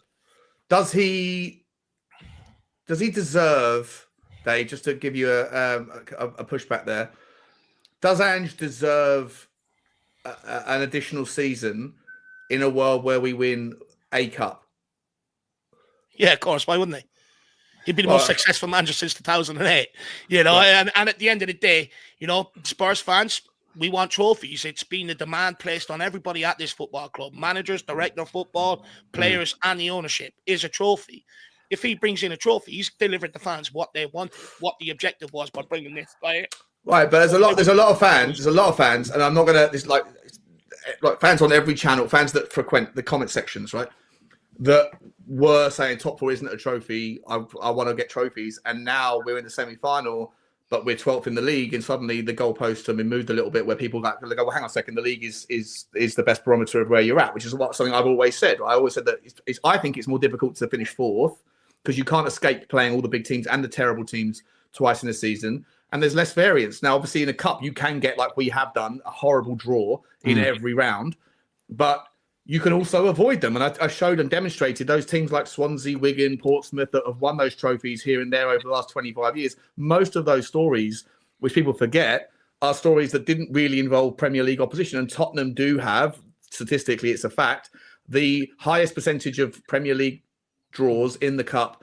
And so cup variance, the goalposts move when the season pans out differently, right? And so, people aren't happy with that, Ange, because of the league.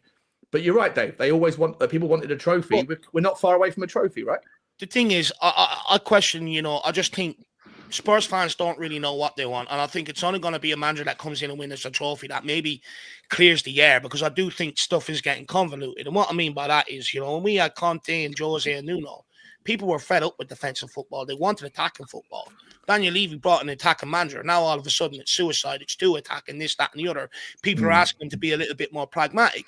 But, and I was one of them. But I also remember checking around, Spurs socials, over the course of summer. Many people said, look, we're fed up with just qualifying for Europe in the league. We want to win a trophy. Now all of a sudden the league is the barometer that people are measuring Ange with. So it doesn't really add up, And I think a lot of people inside the club, get unfair criticism because the fans change their mind every 6 months in what they want. And I think they want everyone wants everything, right? You want the owner to spend 500 million to close the gap. Don't worry about the rules. Don't worry about the finances. Just spend the money.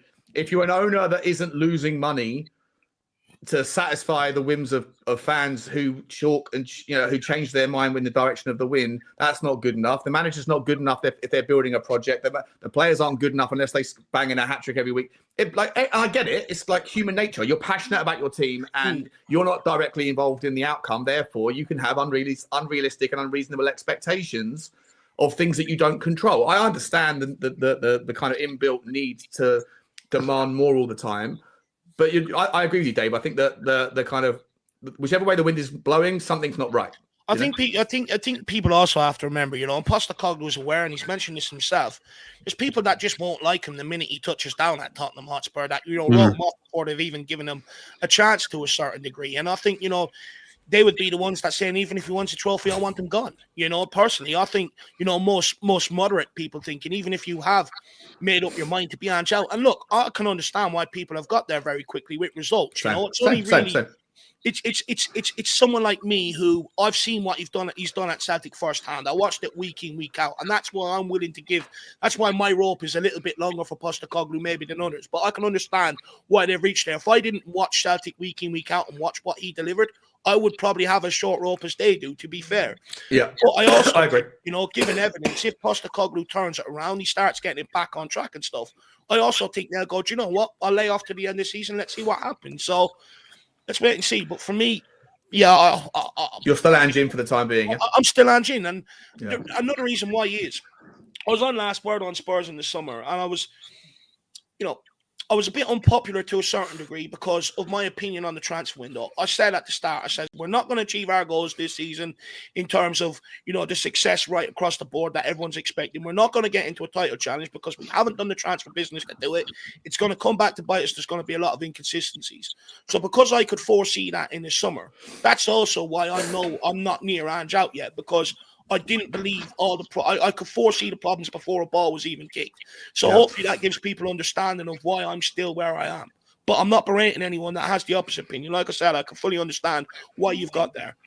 Yeah, listen, I don't disagree, mate. I always say this on my channel. I think every opinion about Tottenham is valid. But there's occasional ones that are just ridiculous. But the vast majority, I understand where people come to the conclusion they do, because we're so close but so far for so long. We are the team that has more consistently tapped on the door to get into that top five, that consistently successful five. But it's a bloody heavy door, right? It's like Fort Knox of doors to open. It's not easy. And a lot of other teams come and tap on it gently and then disappear. Leicester did, or they got relegated. They're probably going to go down again. Aston Villa sort of in and about it now. Newcastle in and about it now. Teams like Bournemouth and Brentford and Brighton, I've always said I think that they're going to struggle. I always said this years ago, that they're going to struggle because as soon as they want to get that next level, they have to stop becoming a selling club, and therefore they're not going to be able to get their £100 million players because they have to keep their best players, and then they have to turn to other revenue streams, and they just don't exist at those clubs like they do at teams like Chelsea, United, Arsenal, Liverpool, Tottenham, and City. Johnny, I'll bring you in, mate. You've been waiting patiently. I can see you want to get your. I can see how desperately you want to have your say on this particular.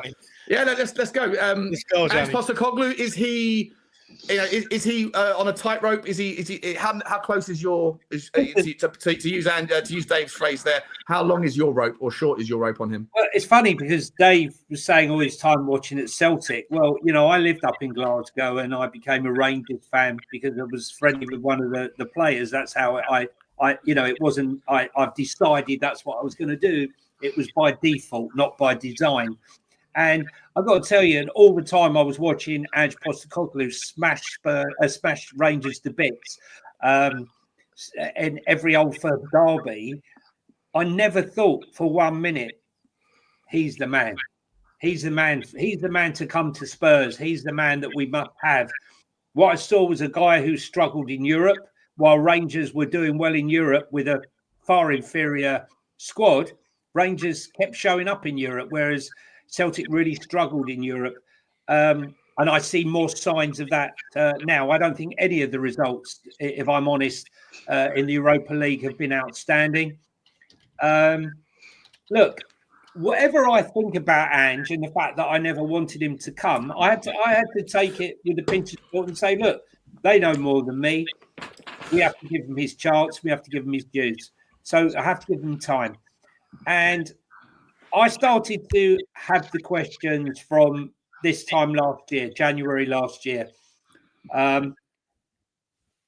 It's continued. I don't see massive upturn in anything really since that time, in the last year. Do I want to be proved wrong? 100% I do. I don't think you can sack him now. Under no circumstances can you sack him now. I think when you come into this game, Arteta is on a hiding to nothing. He's expected to beat Spurs. And if he loses to Spurs, all hell's going to break loose. They're going to go into meltdown. Whereas many Spurs fans are so used to being humped by Arsenal at their ground that if they do lose, that's not going to make any difference to Ange. I think what will make a difference to Ange's game and his tenure at the club will be if he loses to Everton and he struggles against Leicester at home, those could be a couple of games where the tide could turn. I really do. I think those two games are more important for his future than this game against Arsenal. Interestingly, I'm always one that goes on about Ange not rotating, whereas I think it's Arteta who has inflicted a lot of his injuries and a lot of what's going on now with his lack of rotation at Arsenal, with players like Saka, playing him in League Cups and in games where he should have been rested. And playing Saliba, more or less Saliba and Gabriel in every single game. How long is it going to be before they lose a Saliba again like they did last time and fall off a cliff? And I think Ange has been guilty of it himself. The stories of, I can't rotate, I don't have the players. That's an insult to Jed Spence and Reggie. Whatever you think of Reggie I didn't think he had a bad game the other day. I've always liked Reggie. I've always liked him. I don't know why he pisses off every manager that seems to. Well, I don't know about pissing off every manager he's played for him. I don't think Ten Hag had a bad word to say about him. Ten Hag, he only went back from Man United because they were told that the two left backs were coming back and they failed again. Thomas Frank had nothing but good things to say. Look how many assists he got. Okay, I'm talking about at Tottenham though. Like, if you look back since we signed him, I understand, but Mason didn't play him, Spilling didn't play him, Conte didn't play him, and Ange hasn't played him. I agree with you. I'm saying I don't understand why. I'm not going to hear a guy that's come through the Real Madrid academy, who's played for Real Madrid, Man United, Atletico Madrid, and Brentford, cannot play 20 minutes to give Destiny Udogie a rest. So to avoid injury. This is a guy that's had an injury on his quad, right? He's had an operation on his quad. The guy's had no pre-season and he's throwing him and playing him every game. So I don't want to hear about if he's already deemed him not good enough for the first season and he's already asked for backup left back and stuff, it's surely the club's fault for putting him in that position, right? Dave, I'm not disagreeing with that at all. What I'm saying here is you're 100% right. We should have got a left back. But I'm saying is when the chips are down and what you got is what you got, you make use of what you got, but don't tell me you haven't got anyone that can play there. You got Spence, who could have played at left back, who could have played at right back. I've known this and I've championed it for such a long time now until I'm blue in the face. I've had so much abuse over it. He's another player though that most managers have turned their head away from, right? Who's that? Spence? Yeah. Rightly or wrongly, obviously he's taken his chance, but Ange is not the only manager that essentially has said you've been through. Oh, sorry, my watch is going. Sure, you've been through a very rough patch recently, right? Okay, and that's affected everything you do. Okay, these are footballers; these are human beings. So shit happens. It affects you, and you do stupid things, especially when you're young, right? Mm-hmm. So I'm not excusing that, but we're talking about football ability, and who has Ange Postecoglou developed over the last 18 months to make Pape Matar Berghvall, great. Well, I think Pape Matar was natural. We can't cherry pick. If players have improved, then you can't. No, I don't think en masse, right? Listen, I always thought Berghvall was going to be the man to replace Maddison in short time. But look, what I'm saying to you here is, whatever my thoughts are, I would. It's true, Woodsy. I basically think what I'm saying is I'm not saying Reggie is a world beater. I'm saying when you have no other tools available, you cut off your nose to spite your face. Yep. Right? And the answer to me is no. But I would be happy to be sat here, Dave, in May and say, you know what? He's turned it all around. He's won he's won us the cup.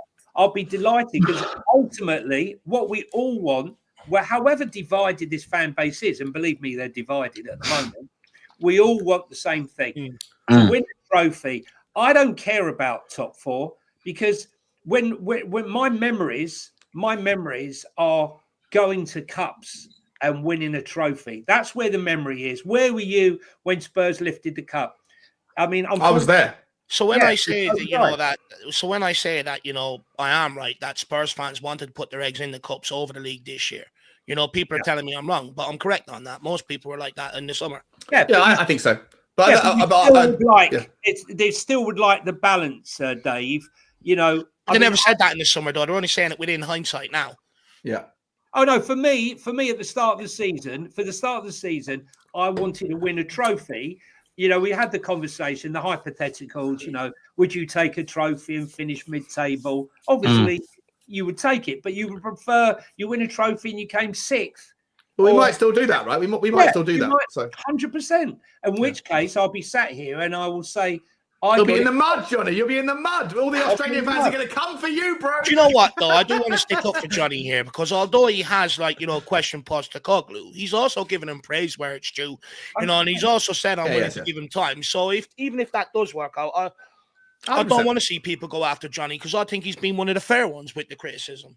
Yeah, listen, look. No, it's not just Johnny. Every single content creator that dares to put their their sort of face out there first and foremost, but also their neck on the line with a take early or medium or late term, whatever, whether it's Levy outers, whether it's Levy inners, or not that there are many, whether it's managerial sackings, whatever, whether it's about players, you know, if you put your neck on the line, guess what? You're going to be right some of the time in the short term, and you're going to be wrong some of the time, especially at a club like Tottenham. And so I would implore everybody who watches this channel to go easy on everybody in whichever stance you have on any topic, whichever stance that you don't agree with. It's just opinions, and because of the nature of football, a player that is absolutely terrible is going to bang in a hat-trick. And if you've been saying this guy's not good enough, like I know that when Brennan Johnson scores a brace, if he does on Wednesday, for example, people will come for me saying, aren't you the geezer who put out the horsey video? Like, yeah, but that's like, it's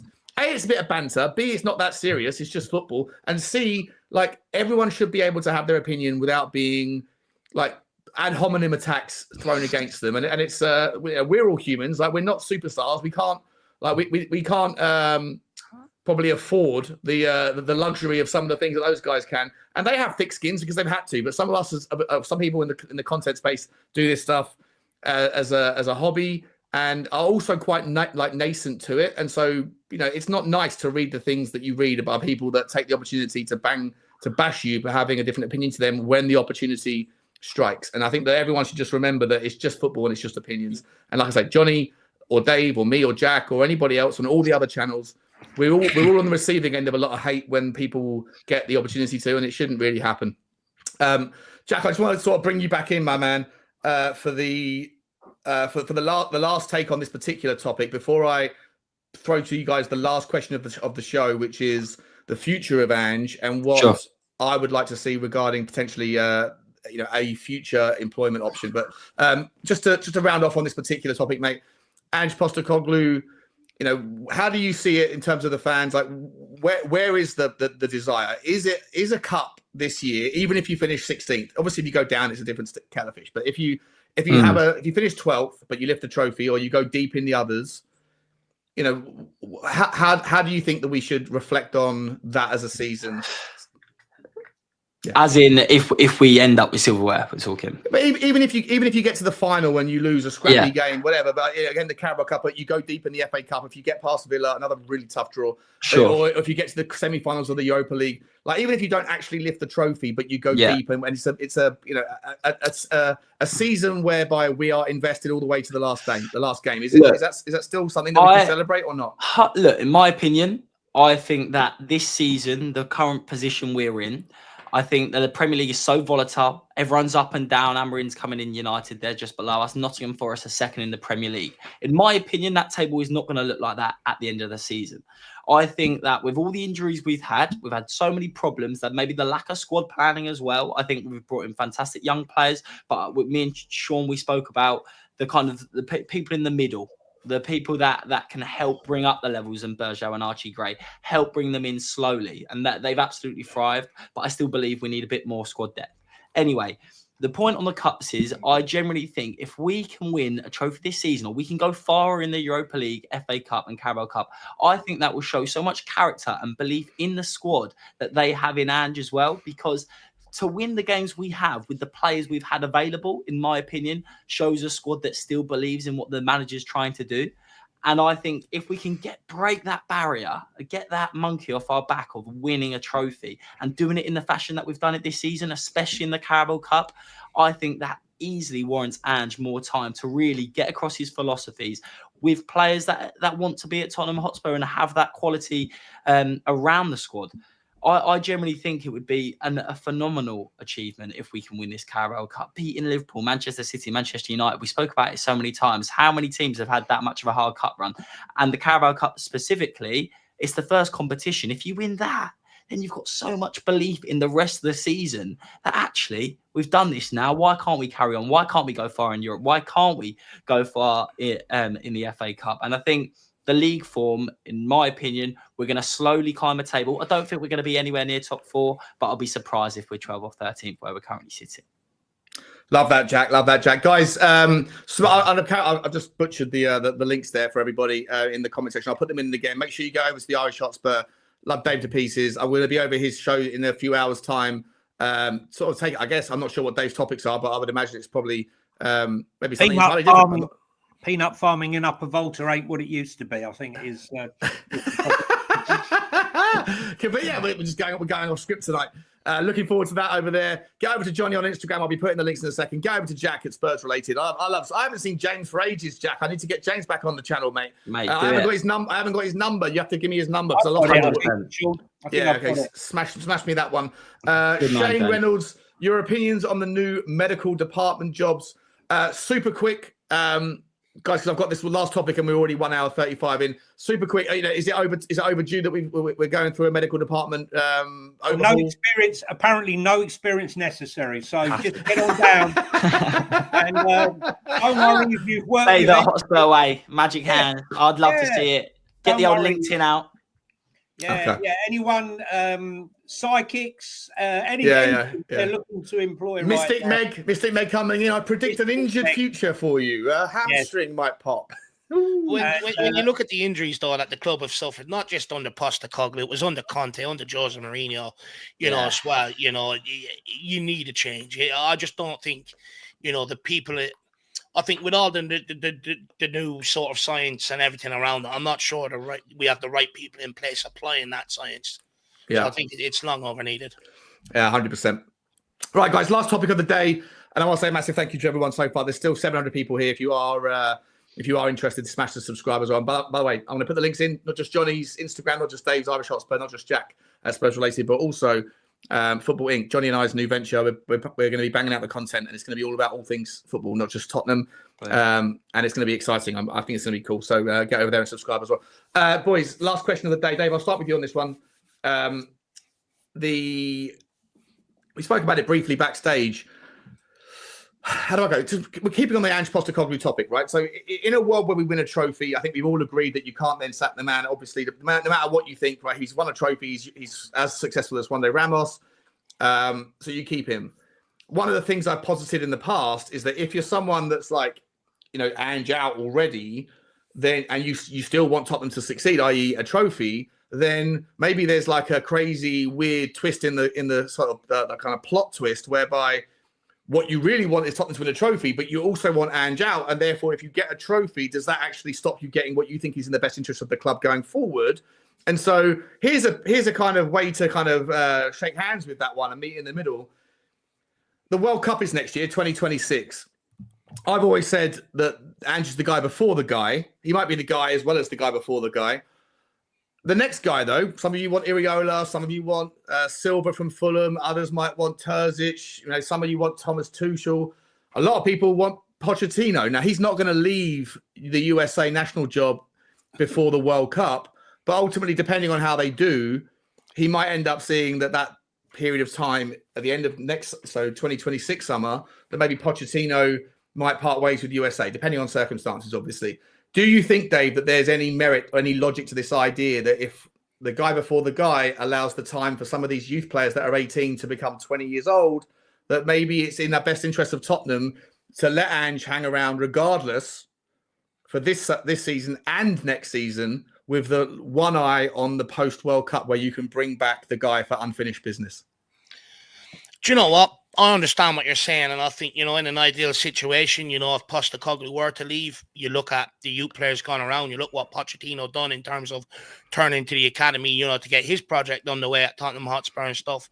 I think, it probably would be, a dream scenario, a marriage of convenience. However, I question, with Pochettino being at PSG, Chelsea, stuff like that, will he come back in and work under the constraints of Daniel Levy again? I'm not so sure. I think the first time around, he was willing to, because he's trying to make a name for himself in the game. Now that he's made that name, right, I'm not sure, he will want to work under them constraints. But also, can Daniel Levy control him as much as he did when he was at Tottenham Hotspur? And again, I'm not sure Levy will want to go down the route of working with big managers that have that come with big enough demands again in the future. I'm not quite so sure. If we're bringing Pochettino back, he ain't coming back for another project. He's coming back to win here and now. And for me, I just think... But isn't that the benefit of the inheritance of these young players that'll be a bit more mature in a couple of years' time? To a degree, but he's still going to want investment. Every manager that walks into Tottenham will want investment, and they will have... I've said this before, it's... Ideally, you want to continue on a certain philosophy. If you're sacking an attacking manager, you want to bring in another attacking manager off the back of that. But people forget we had 3 defensive managers on the trot, and they all wanted different players. Despite having the same sort of idea around football and the same philosophies, they all wanted different players to fit that system. So, I presume it will be the same with Pochettino to a certain degree.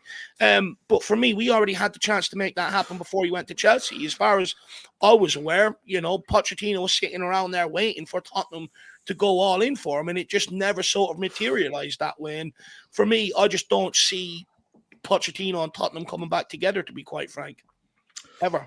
Fair enough. Just quickly, last name, then you haven't got to go into deep on this one. If not him, who is the next manager? If you had your pick right now, whether it's now or the end of the season or next summer or whatever, who would be your top sort of 3 candidates? Oh, do you know what? I haven't really thought that far ahead, Sean, to be quite honest with you. Fair enough. Look, I do like Thomas Frank at Brentford, but again, will he make the adjustments necessary on the step up to Tottenham? Because I don't think Tottenham will, will take a lot of the football that he plays at Brentford. We do want our football played in an attacking manner. We do want to go for teams. So I'm not sure he'll make the necessary adjustments. It's a big leap from Brentford to Tottenham. It is. It's I always say. It's the same with Iriola, same with Silva, same with any of these guys. It's easy to go from 17th, 15th to 7th. Very difficult to go from 6th to 1st, right? So he'd be one that would be on my list for sure. And then, look, I really actually do like Ruben Amorim. I like him at Sporting, now that he's at Man United. But again, if he's around, he's another one that I potentially look at. Apart from that, obviously you've got Pep and Klopp, but they're never coming to Tottenham. We're never, ever coming to Tottenham. I'm trying to be realistic here. But yeah, they would be the 2 I'd be looking at. Again, with Ancelotti, will people tolerate his style of football at Tottenham? No. It's easy to sit here and say you would now because he's winning at Real Madrid. It's a different story when he comes to Tottenham and he doesn't have the same players to work with, and it doesn't work. Yeah, exactly, mate. Exactly. Johnny, thanks, Dave, mate. You've been absolutely sensational. Actually, can I throw in an obscure name? Yeah. Slightly because he's Irish and I want to see him do well, but I listened to his interview with Rio Ferdinand. I thought it was absolutely brilliant. He done a great job out in Israel when he was out there, and he's now got the job at Ferencváros. Is Robbie Keane? He's one I would like to keep an eye on. When I seen him do the interview with Rio Ferdinand, I really like what he had to say, and I think he has a really deep understanding of the game. And I think somewhere in the future, you might see that happen.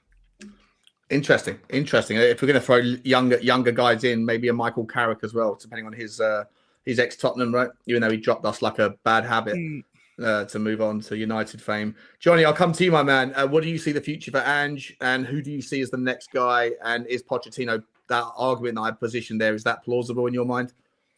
Whatever people say about Poch, it fell off. It got nasty at the end, but he was never backed. I mean, I think if you threw him into this squad now, he'd absolutely have a field day. He'd love working with these kids. But it is what it is. He's not here. Ange is here. I don't believe Ange is as invested in kids as people try and make out. I think a lot of these players are playing by default at the moment. But I would say, look, Ange is going nowhere. It's as simple as that. I think I think Levy. Well, at some point he will, though, right? At some point in the next couple of years, I think Levy has properly backed him. He's invested in him. He's believed the story, believed the philosophy, and he's going to keep going with it. For me, I look like someone's mum. I look like Berghvall. I look like the women's England manager. Am I? Someone said earlier on, I look like their wife. Or I was like, you want to go and get your eyes tested then, mate? Right, I'm going to come in next time, shave it all off. Shave it off, buddy. Shave it off. No, we love it. I think the funniest one was Jack when he said he reminds you of your mum, his mum. Yeah. That's a classic. I don't know how really that works out, who that's better for, but anyway. Geez. Yeah. If we're to go, there's probably only one man for the job should it all go to shit, and that's probably the big man himself, Sam Allardyce, bring him in. Either that or Neil Warnock. God, Alan Kirbishley. No, we're not going that bad. Sean Dyche is available, everyone. Sean Dyche. Oh, yeah, what was I going to say? No, for me, I really love Kieran McKenna. I think he's a really, really talented coach. Jack, I'd like to F. Yeah. He's my word. A gilf. Oh, I think you need your own show. I just think you need your own show, Joe. Yeah, no football content, though. No football content. Just a TikTok of who do I look like? It's like Jack will be starting. Jack will be starting his OnlyFans club. Classic. All credibility gone out the window. Yeah. Subscribe now. OnlyFans, but not necessarily Tottenham fans. I'll get him on here to boost his confidence today, not have it ricochet. I think it might be a problem though. Dressing as who's that guy's mum? That might. We don't know. Jack is Johnny's mum. Jack is Johnny's mum. Wowzers. Jack is Johnny's mum, right?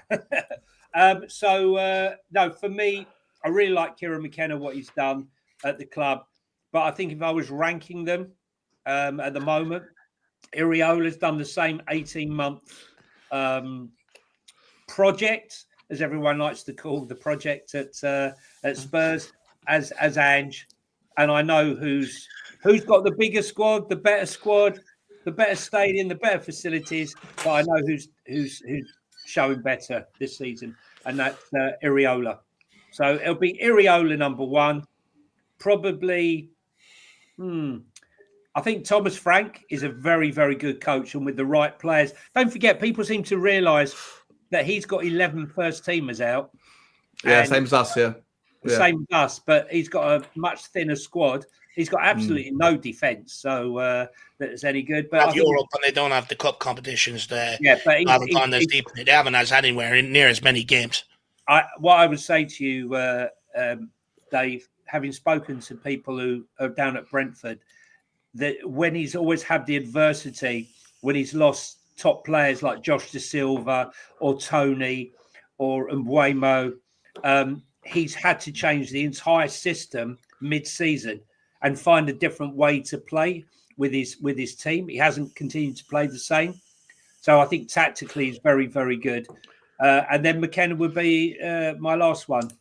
But listen, McKenna, interesting. Okay, I like him, and also McKenna's with base CAA. There you go. That's nailed on, then, isn't it? Let's come to Jack to round us off, mate. Sensational love for you in the comments, mate. Hot and cold. Hot and cold for sure, but no, it's all love. It's all love, really. Any names outside of the untested at this level? Right? Could we go and get the man? Is it Gasparini at Atalanta? I know he's 68 years old. What about bringing back a tried and tested, like maybe an Ancelotti or someone else? Maybe a Xavi? Anybody that you would like to throw in the mix there? That's someone that's at the top end of the market. Michelle from Girona. Sorry, Michelle from Girona. Yeah. If you're going forward, look, I'm going to start off by being really boring, just so people kind of know my stance. I'm nowhere near ready. And I know, Sean, you're probably not, and I know it's important to talk about these topics anyway. But I think having this conversation right now is ridiculous in my belief, because I think that nothing's going to change with the problems that we've had. I need to see more football from Ange with his players back. I think it goes a lot deeper than just the manager, and I think we all know that deep down.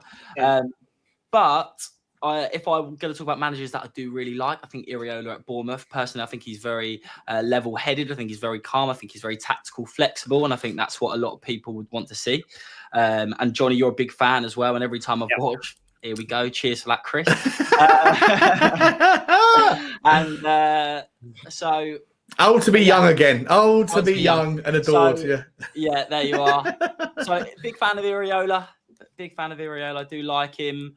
Also, who else am I a fan of? Ancelotti's a proven winner. Do I think that he's the right man for Tottenham? Do I think that he could turn our fortunes around? Probably not. Is he going to have the belief and come in and the desire to change what Tottenham Hotspur needs to happen? I don't think he does.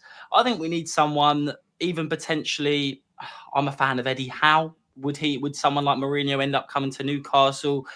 But if I'm going to be completely honest, I haven't even got the motivation to start throwing out names for people that I want to come in, because I generally am very much behind Ange for the immediate future, because I think if he's someone that can bring a football trophy to this football club this season for the hand he's been dealt, I think that he's going to start to win a lot of fans back over and would see a really successful Tottenham side. That's on the positive fence. And I can understand Johnny's opinion as well, where we might need a manager that needs more tactical flexibility. But for now, my stance is all chips on Ange Postecoglou and see what he can deliver for the immediate future.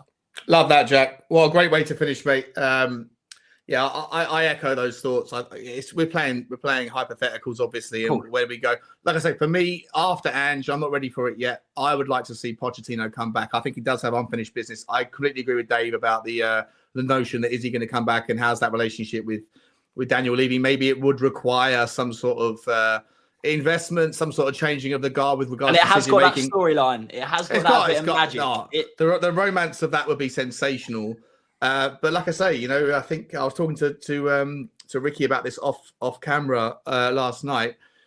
I think that there's certainly unspoken stories that he's aware of. I won't share them here, but with regards what happened in the summer, what happened with before Ange, the summer before, and that might make it difficult. So it might require a change in ownership, at least in who's making the decisions. And from what we've seen recently with regards to the Kinsky deal and the Mawani deal, it looks to me like I think someone made the brilliant comment earlier. They said that Daniel Levy has taken his hands off the initial steering wheel, but he has also installed dual control. He's now a learner driver car.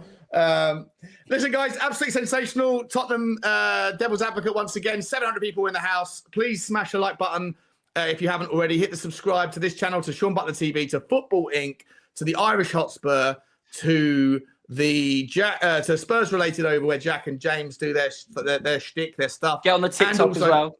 Onto TikTok as well. There you go. Find all these names on TikTok, and also, of course, help Johnny get his subscribers back. He lost 6,000 subscribers, or followers rather, on Instagram. And look, Johnny's match day footage and the clips he puts up are not just brilliant, they're also funny as hell. So, guys, I want to say a massive thank you to everyone. Anything coming up, Dave? We've got a show tonight. What's coming up on the Irish Hotspur? Yeah, so yourself, Johnny, and Sam will all be on at 6 o'clock this evening.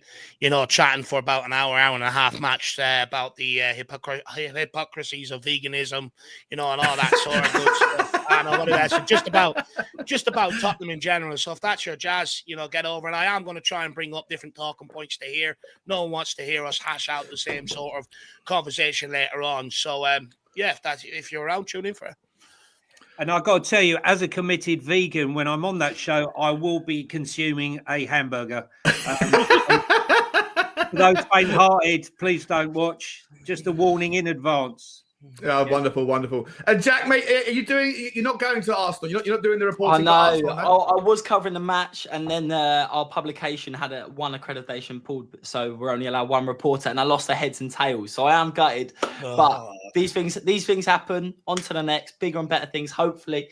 And I look. What's the next game you're going to as the reporter? I'm hoping to cover Tottenham v Liverpool in the cup. That's a certain, because I'm travelling from uni and funding my own travel at the minute for it.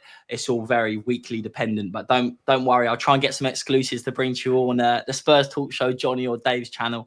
Love to see it. I'm enjoying the journey. And yeah, Jack, if you Jack, you want to fund Jack, forward to Jack to help him through his uni career. I actually will be. You'll find him on OnlyFans. On OnlyFans, yeah. Apparently so. Apparently so. He'll be dressed as someone's mum. So if you can get down there, I was going to say, I'm thanks to Shawnee, I'll actually be interviewed by Peter Crouch tomorrow for TNT Sport. Myself and some Arsenal fan tomorrow. So that should be good fun. Hopefully, it's gonna be sensational. But you're gonna have to ask if we can get some sort of content copyright permission so that we can put it up on the Football Inc as well. Have you got Spurs Talk Show jumper to wear? Well, apparently I've got to wear my Spurs gear, which I think if full kit, Johnny, full kit. I've got shin pads and all. I've got to be there at 5 o'clock. I don't really fancy standing there with my Spurs kit at 5 o'clock. Do you know what, mate? Do you know what? Last was it 2 seasons ago or last? I think it was maybe last season. I paid up and I went down to went to the Emirates. Yeah, it cost me a fortune. But before the game, I walked down that main road and I walked into every single pub. Not to capture content, I'm just an alcoholic that wanted the beers. But I actually, I pulled out the old camera, the one that I'm looking at right now, and I went in and I spoke to them all. I spoke to all the fans. There were some rowdy bars, and I said, "Listen, I'm a Spurs Talk Show, a Tottenham YouTube creator. Any chance that we can get some post-match stuff?" And they were all brilliant. There was absolutely no nastiness at all. So shout out to the Arsenal fans. Were you wearing your Spurs gear? I was wearing my Spurs jacket. Yeah. Okay. Yeah. So there was no nastiness. Good stuff. And it's maybe part of the gentrification of North London. Tottenham and Arsenal has all been diluted, baby, by fair weather fans that just don't want to fight anymore. What happened to football? What happened to the days you used to get a smack in the face just for being from a different side of North London? Boo, football. Guys, I want to say massive thank you. Johnny, good luck on BT's on TNT. Jack, good luck with you, mate. And listen, I want you back on the show as soon as possible. Dave, we'll see you in a couple of hours. Love you all. Thanks everyone for the support of the channel. Make sure you smash the subscribe. All the links will be in the description if you haven't had a chance to link already. And we'll see you in the next one. Like, subscribe, and comment. And as always, come on, you Spurs. Oh wait. Sorry. Hang on. I didn't get predictions. 2-1 Spurs. I'm going 2-1 Spurs. I'm going 1-0 Tottenham. I'm going to go 3-2 Micky Moore last minute winner. Come on, you. Oh, we'd love to see it. Legend in the making. Love that. Yeah, get a 5 on that one. Like you all, guys. Love you all. See you next one. Take care. Ciao. Bye-bye.